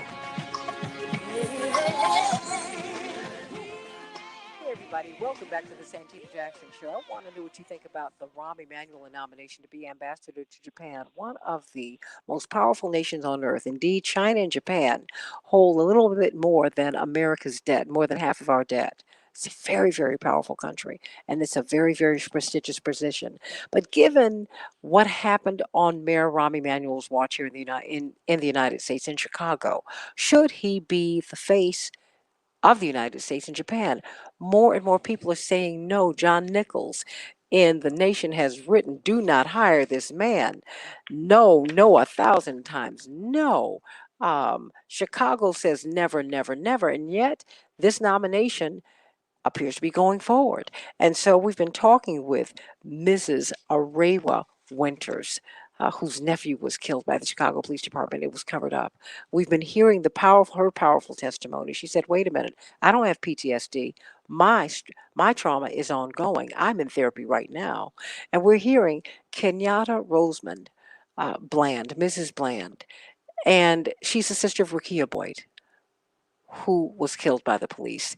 And you hear her pain. And C.K. Hoffler, the president of the National Bar Association and chair of Rainbow Push attorney C.K. Hoffler, the pain is just, hearing her pain is just, it's devastating. And we're welcome to the show Jeff Cohen, who really Roots Action, he's the co-founder of Roots Action, brilliant organizer. And they have launched a nationwide grassroots campaign with other organizations, about 20 of them. They said this nomination cannot go forward. Jeff Cohen, what about this nomination is so objectionable to you? Well, I tuned in a little early to hear the earlier segment and the pain in Chicago because of the way this man presided as mayor. I mean, a mayor can't control the activities of each and every cop, but a mayor can preside over a city and make sure that police violence and brutality and racism is not covered up.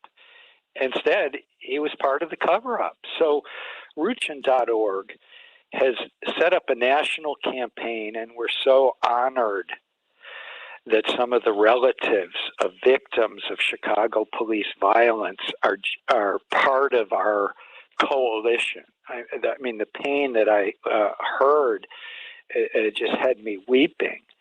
And, so we're doing our best to say that a man like Rahm Emanuel should not get a prestigious job. He should not fail upward. He should not get a prestigious job as ambassador to Japan, the third most powerful economy in the country. That's a plum assignment. I've heard some people joke, well, let's get Rahm Emanuel as far away from here as we can. No.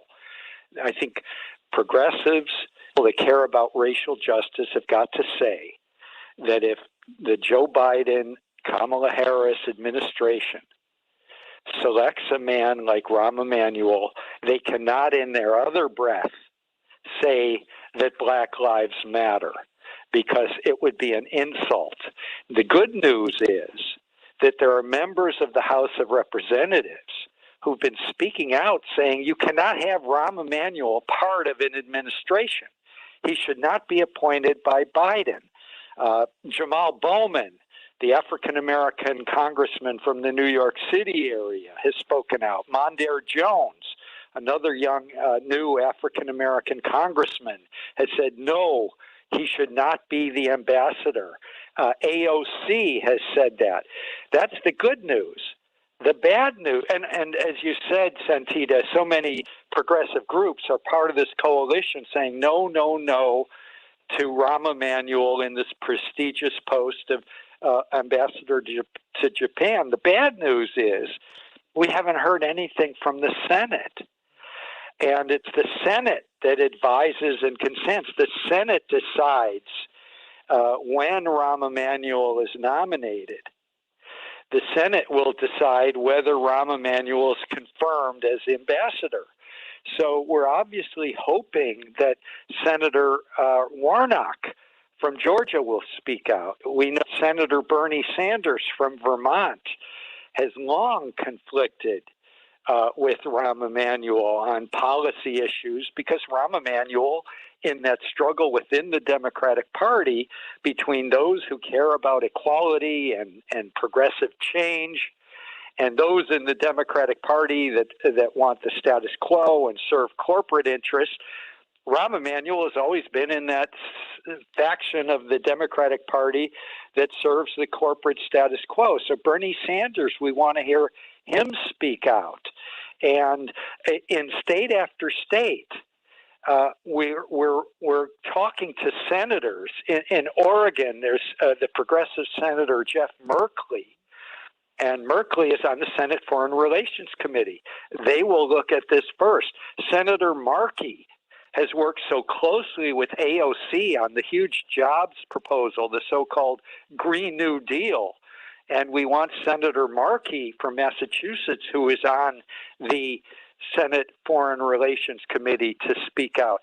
I believe if one or two Democratic senators joined the progressives in the House and say, no, Rahm Emanuel is unacceptable on ethical grounds, on integrity grounds, on racial justice grounds, he should not be appointed to this prestigious post, we believe it would be stopped even before the nomination goes through. So that's what we're hoping for. That's why Roots Action has this national campaign going on. What would it say to the world if he becomes the ambassador from the United States to the third largest economy on earth? I mean, that, like you said, it's talk about a plum assignment. No, not the Court of St. James, not Britain. China, Japan, these places where you will have emerging economies, and quite frankly, where you will walk away from the ambassadorship having gotten to know some of the most powerful people in the world with whom you can do business once you leave. Jeff Cohen. Yeah, I agree with you. It says to the world that the stuff Biden has been saying about racial justice and taking over from Trump and trying to redeem the country, it will be saying to the world that might be hypocritical talk. AOC, Alexandria Ocasio-Cortez, had said that if Emmanuel is in the administration in any capacity, it will signal a hostile approach to the grassroots of the Democratic Party. And I believe she's right. We've gotten coverage in Japan. You know, in one of the biggest Japanese newspapers in Japan has written about Rahm Emanuel's record as mayor of Chicago, with the Laquan McDonald case, other cases, the shutting down of schools in black and brown neighborhoods, shutting down of clinics. So this has already reached Japan, I mean, I'm excited that so many people, and again, to listen to these women you have, Santita, who have lost loved ones and then couldn't get justice because of the way the Emanuel administration reacted to these horrific incidents of violence. I mean, when I hear that kind of pain from the city of Chicago to the nation to the world, we have to say, no, this sends a signal that Biden, Harris are not really serious about racial justice. They're not really serious about redeeming our country after 4 years of Trump. It's a horrible message. Now, Biden's coming back from Europe, and people are expecting these ambassador nominations next week. And if Biden does go forward, there's obviously someone in the administration who keeps pushing Emanuel. I mean, they've heard what all the animosity from the grassroots of the Democratic Party to Rahm Emanuel.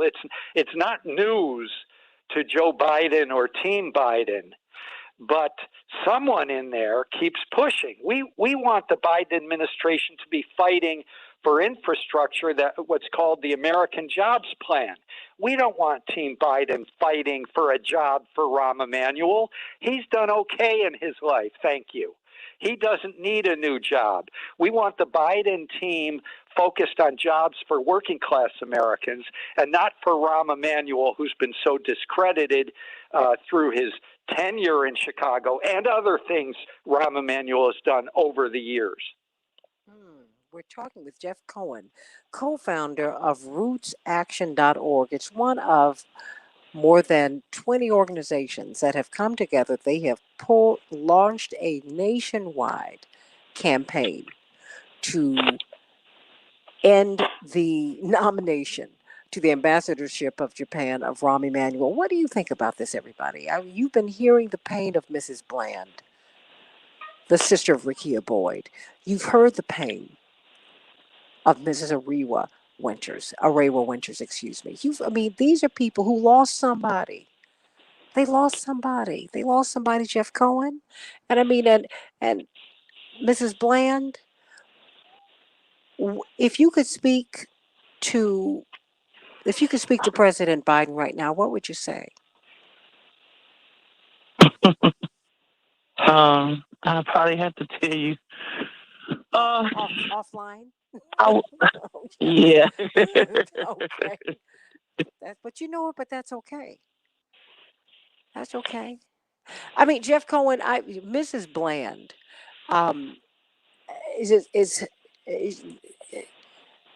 also as Black women, we are the angry ones, and anger is really our depression. Okay. We take hits every day, all day, every day, and everybody tells us that we need to be strong, and we're not supposed to be angry. In fact, the white establishment loves Black folks who smile, grin, dance, and who never feel any pain. And I'm always forgiving you. You don't want my forgiveness. You want me to excuse you. Because my forgiveness requires first that you say that you're sorry. No one said that they were sorry to these families, to Mr. Lurie's family, to Ms. Boyd's family. No one said that they were sorry, Jeff Cohen, which adds to the pain. Not the insult to the injury, but it adds to the pain. It's as if their beloved's lives did not matter, Jeff Cohen. I agree. Listen, I'm listening to your guests. I'm honored to be speaking alongside your guests. I heard Arewa Karen Winters say she was mystified. I've got to say, as someone who's been on the national stage, critical of Rahm Emanuel, Santita, like your dad has been critical for years. We polarized with Rahm Emanuel for decades, not just years, decades.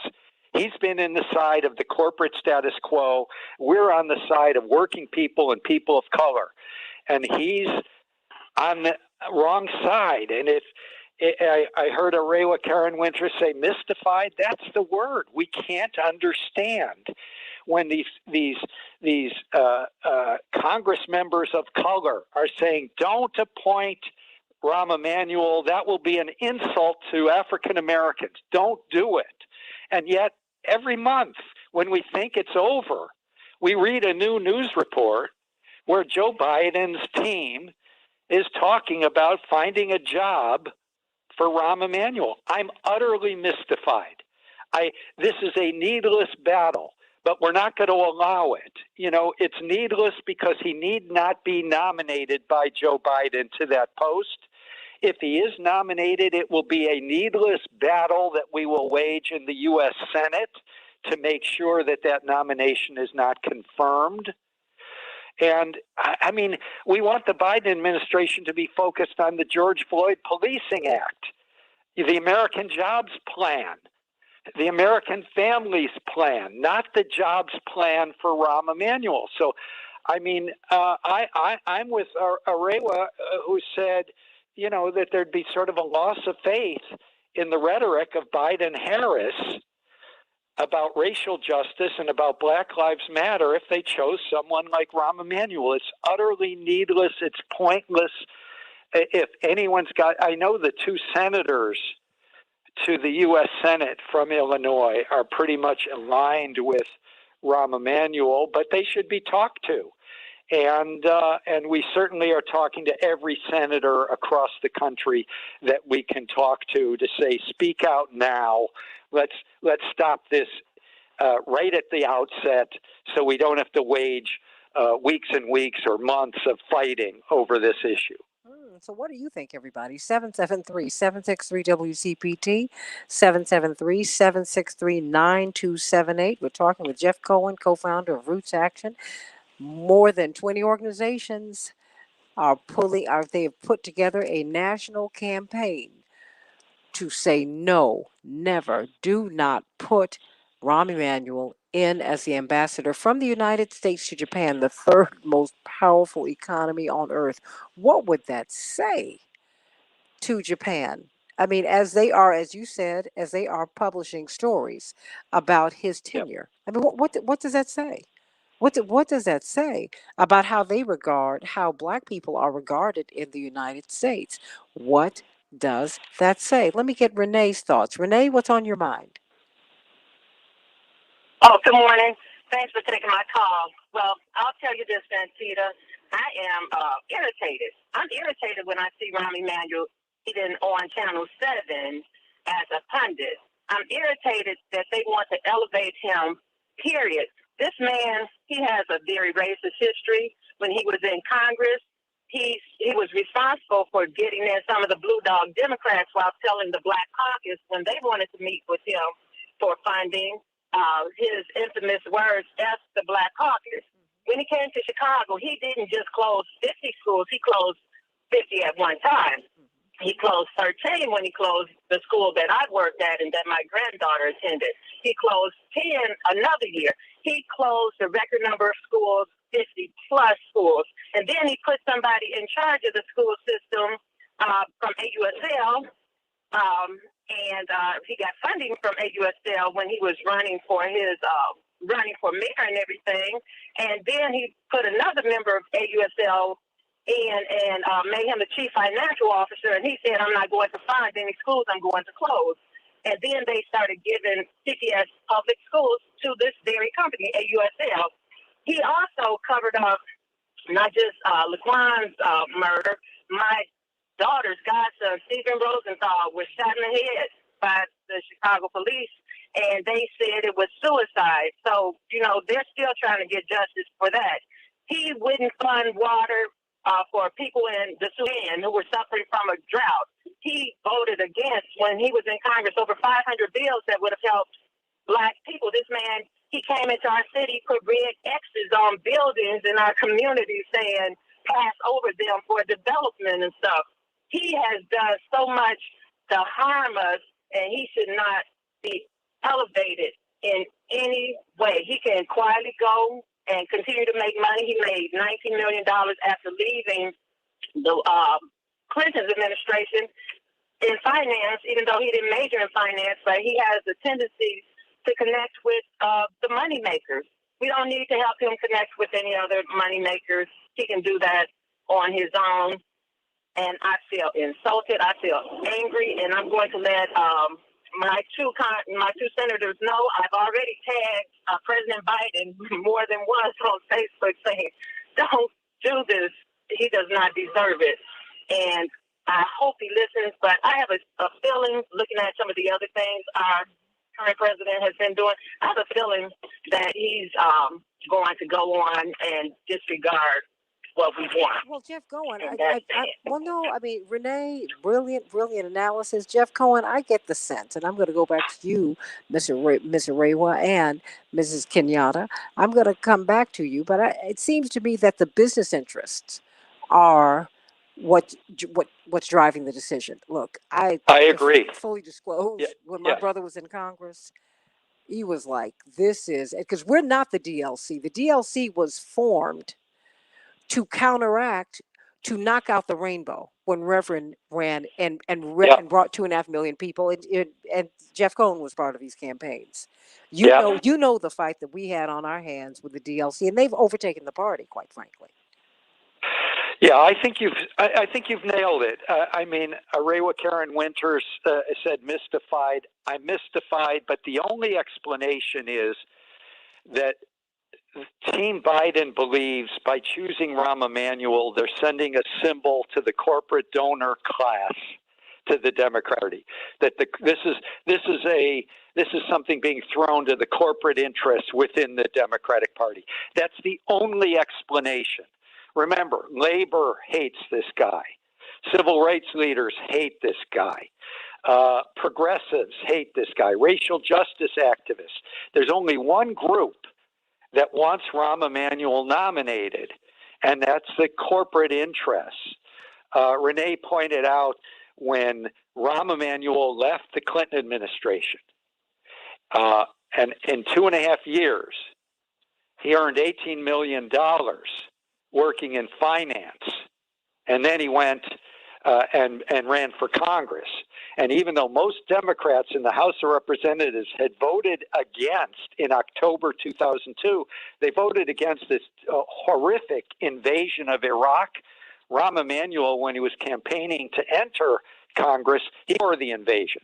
I mean, on every issue, from NAFTA to immigration to welfare, the ending of welfare as we know it, to the invasion of Iraq, Rahm Emanuel has been in that wing of the Democratic Party that has been wrong, but it's the wing of the party that the corporate interests are supporting. So that's the only explanation. I agree with you, Santita. He's been fighting the Rainbow Coalition. He's been fighting all of the progressive forces within the Democratic Party for decades, and that somehow this is Joe Biden's symbol or signal to the wealthy interests, the corporate interests. Look, we're not too progressive. We got Rahm Emanuel in there, so smile on us. We gave you Rahm Emanuel. It's unacceptable. Arewa Karen Winters, 1 minute. What do you have to say? Just real quick, I just want to say first, I want to thank Sister Renee for that eloquent response. I'm not so politically astute, but she provided home, and it taught me a lot in a moment. And then I want to say to Kenyatta that no matter how we show up, it's okay. We can show up enraged, hurt, crying, angry. However we show up, it is absolutely okay. And if I had to say anything to Joe Biden, it would be, don't take our breath away. The Derek Chauvin verdict gave us a breath, and do not take that breath away from us by appointing Rahm Emanuel. That's it for me. Well, you know what? Don't take my breath away. No, you know what? You have to make people pay a political price because that's the way politics is played, Arewa. That's one of the things. I mean, and I'm not saying don't be vicious, don't be unkind, but make people pay a price. You don't vote for them.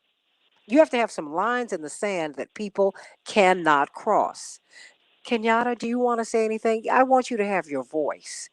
And I agree with Mrs. Arewa Karen Winters. However you show up, it is okay. Do not apologize for your pain. Stop that. And I have to tell you, this Jeff Cohen, Arewa, as a black woman, we're told to do that all the time. Black people are always told to shut up. They told everybody in Tulsa to shut up for 100 years. They've told us to shut up for more than 400 years. Enough.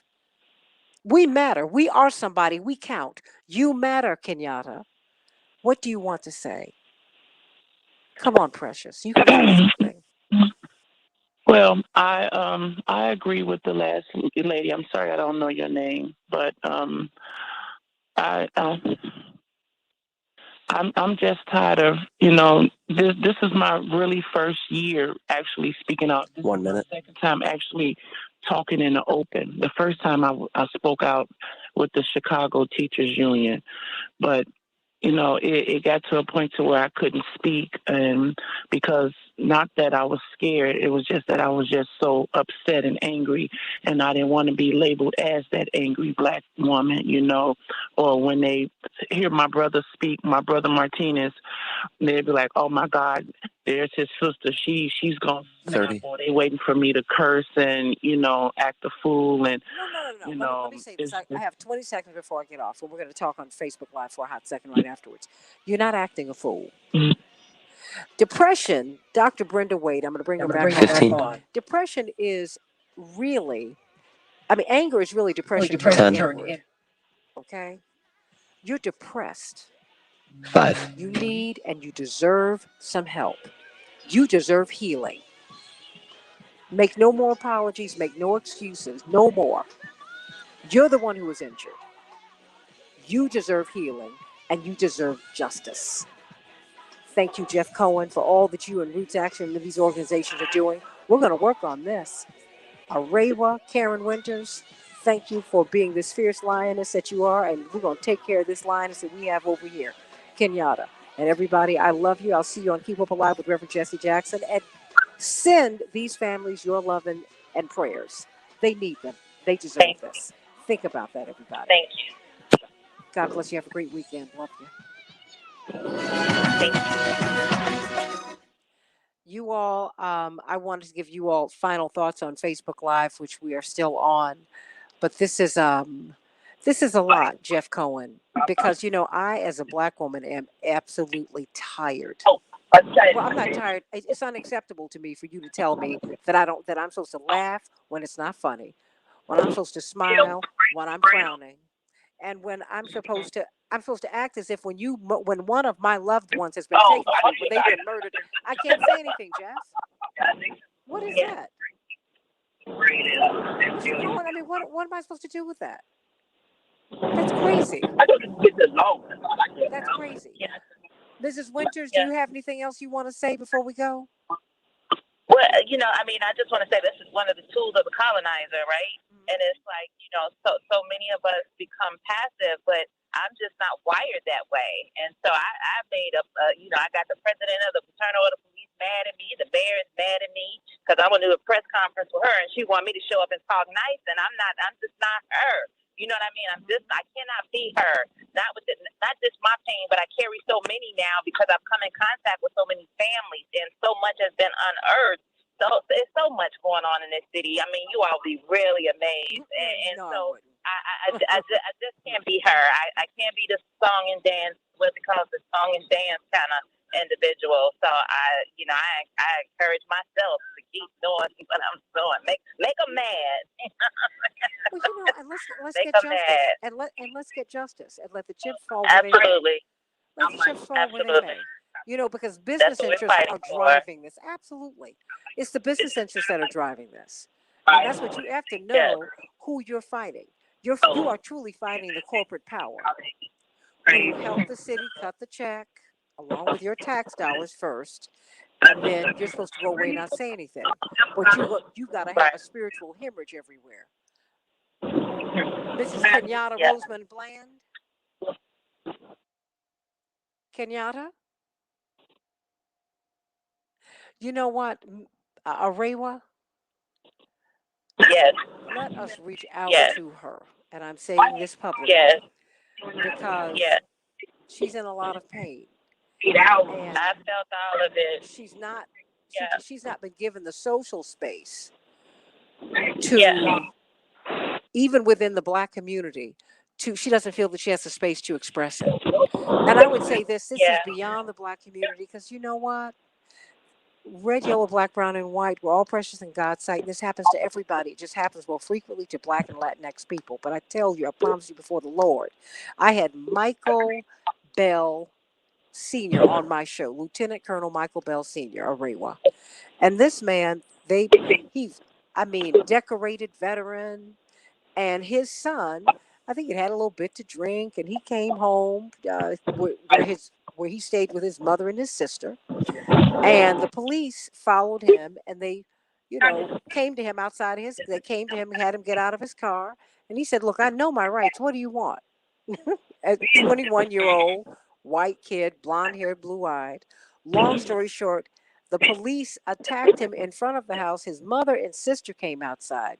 The police officer put the gun to his head and fired. It misfired because there's a mechanism in the gun that will not allow the gun to go off when it's pressed against the temple or pressed against the flesh. The police officer then moved the gun away and blew his brains out in front of his mama and his sister. Wow. And so Lieutenant Colonel Bell took the settlement and started changing the laws in Wisconsin. You would ride through Wisconsin and see these huge billboards, not just about the murder of his son, but the murder of other people in Wisconsin. Right. And see, this is where we bring people like him in, who actually saw this very differently. He said, but when it happened to me, I saw the corruption of the police because they lied on my son for years. He said they just lied, and I never. And you know what? And I can understand people believing these lies. Yes. But what concerns me right now immediately is when I hear Kenyatta. Yes. That's what concerns me. Yes, and her brother Martinez. So Martinez and I are both a part of Justice for Families, and one of the things we've been talking about is thinking about how we kind of like a support group right now, but we are thinking about how can we have space to work with families who've been impacted, and to really have resources available to them. And I don't know if she heard me when I said I'm in Trump therapy, but it has truly helped me throughout this process, because we're still in the process. We're still on Facebook Live, and I'm saying this because everybody, if you are in trouble, look, I told her last night, I said, if you had a toothache, it's not a Ray one. I said, Kenyatta, if you had a toothache, you would run to the dentist to get it taken out if you wouldn't take some pliers and take it out yourself. Yeah. I said, you have a toothache. It's in your spirit. It's in your soul. You need to get the healing, and you deserve that.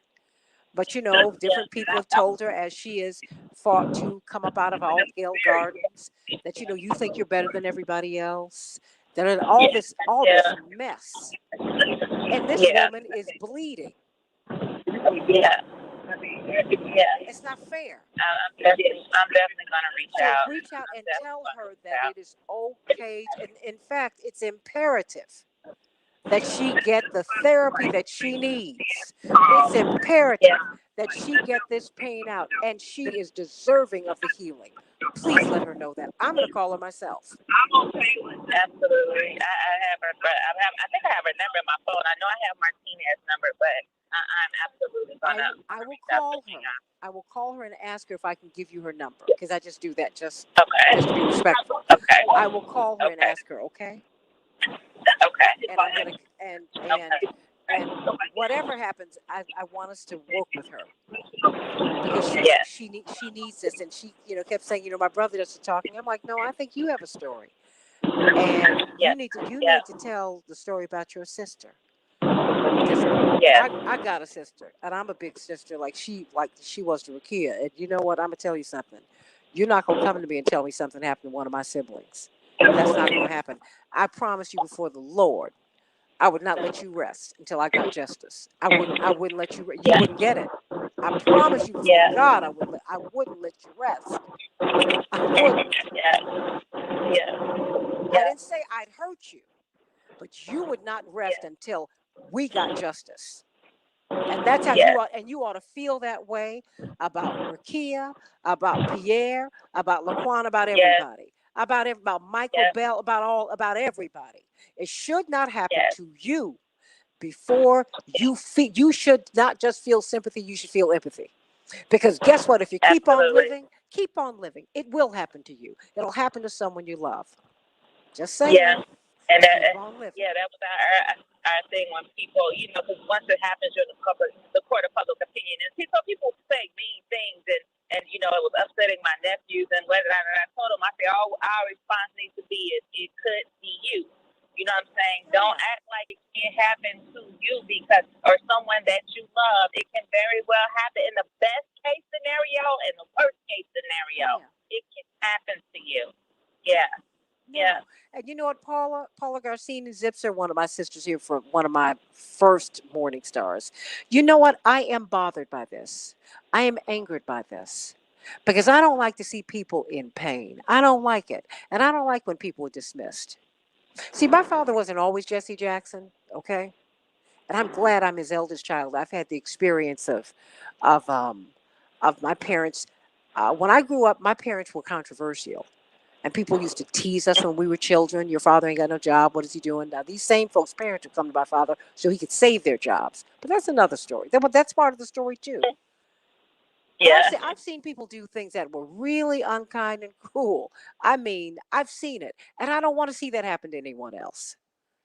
They lied on Fred Hampton and Mark Clark. I was a very little girl when that happened, but they lied. They said that they engaged in the shootout with the police.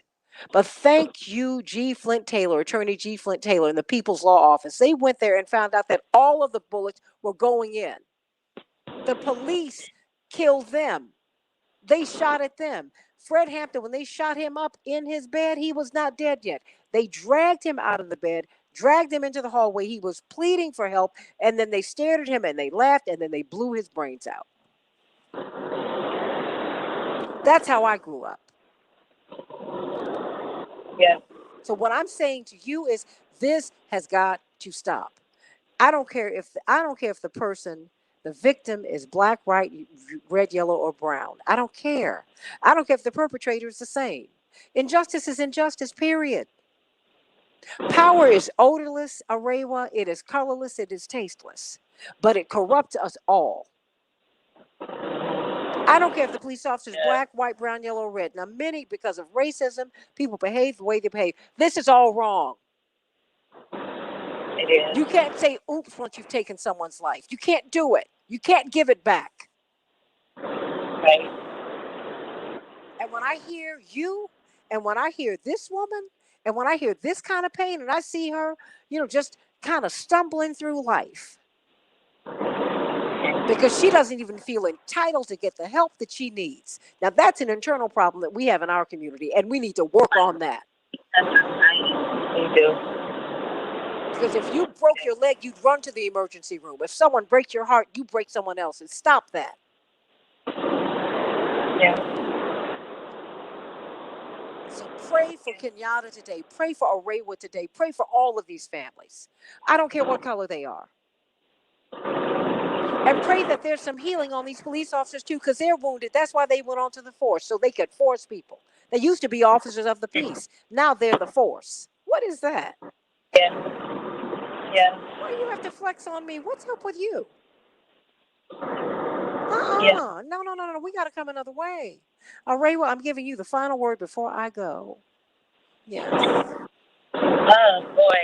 Well, we have a trial coming up August 16th as we are still fighting for justice and hope that we get justice, hope and pray that we get justice. And just for folks to, really pay more attention to what is going on with our policing system in the city of Chicago, and get involved in some capacity, because it's a lot of work to be done. Amen to that. Amen to that. Well, just know that you have a home on this show, okay? Thank you. Thank you so much. You have a home on this show, and God bless you. Thank you so It's much. a lot. God It's bless a lot. you It's for a your lot. ministry. It's a lot. Yes. Thank you so much. I'm gonna have you on to talk about some other issues too. That's right. You never should have started. How about that? Yeah. Okay. All righty. All right. God Okay. bless you. Oh, God's got to use you in a mighty way. And that is what God I is believe doing. that. Absolutely. Oh, I know I believe that. I know that. Yes. I know that. I see it. I see it and I feel it. I see it and I feel it. God bless you. No, you just Thank you. we don't know why God lets things happen in our lives, but we do know, as my great grandmama used to say, and I'm sure this is not original to her. God is too wise to make a mistake and too kind to be cruel. Absolutely. I say, and that's the truth. Amen. Yeah. Amen. Yeah. As Reverend Dr. Johnny Coleman used to say, and so it is. And so it is. And so it is. And so it is. God bless you. And thank you for being with us today.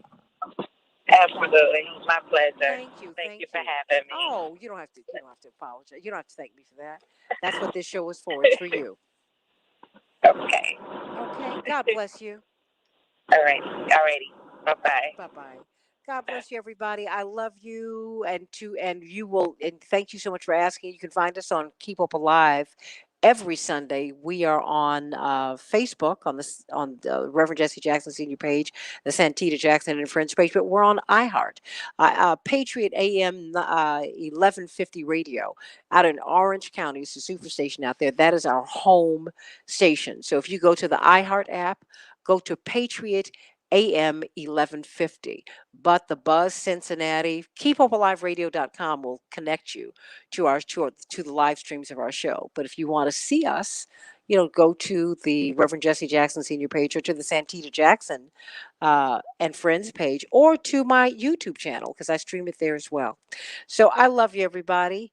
Have a great, great weekend. And, let's be kind to each other, everybody. Let's be kind. Let's be kind. Let's be kind. Let's be kind. Let's be kind. Let's be kind. Let's be kind. Let's be kind. Let's be good to each other. Let's do that.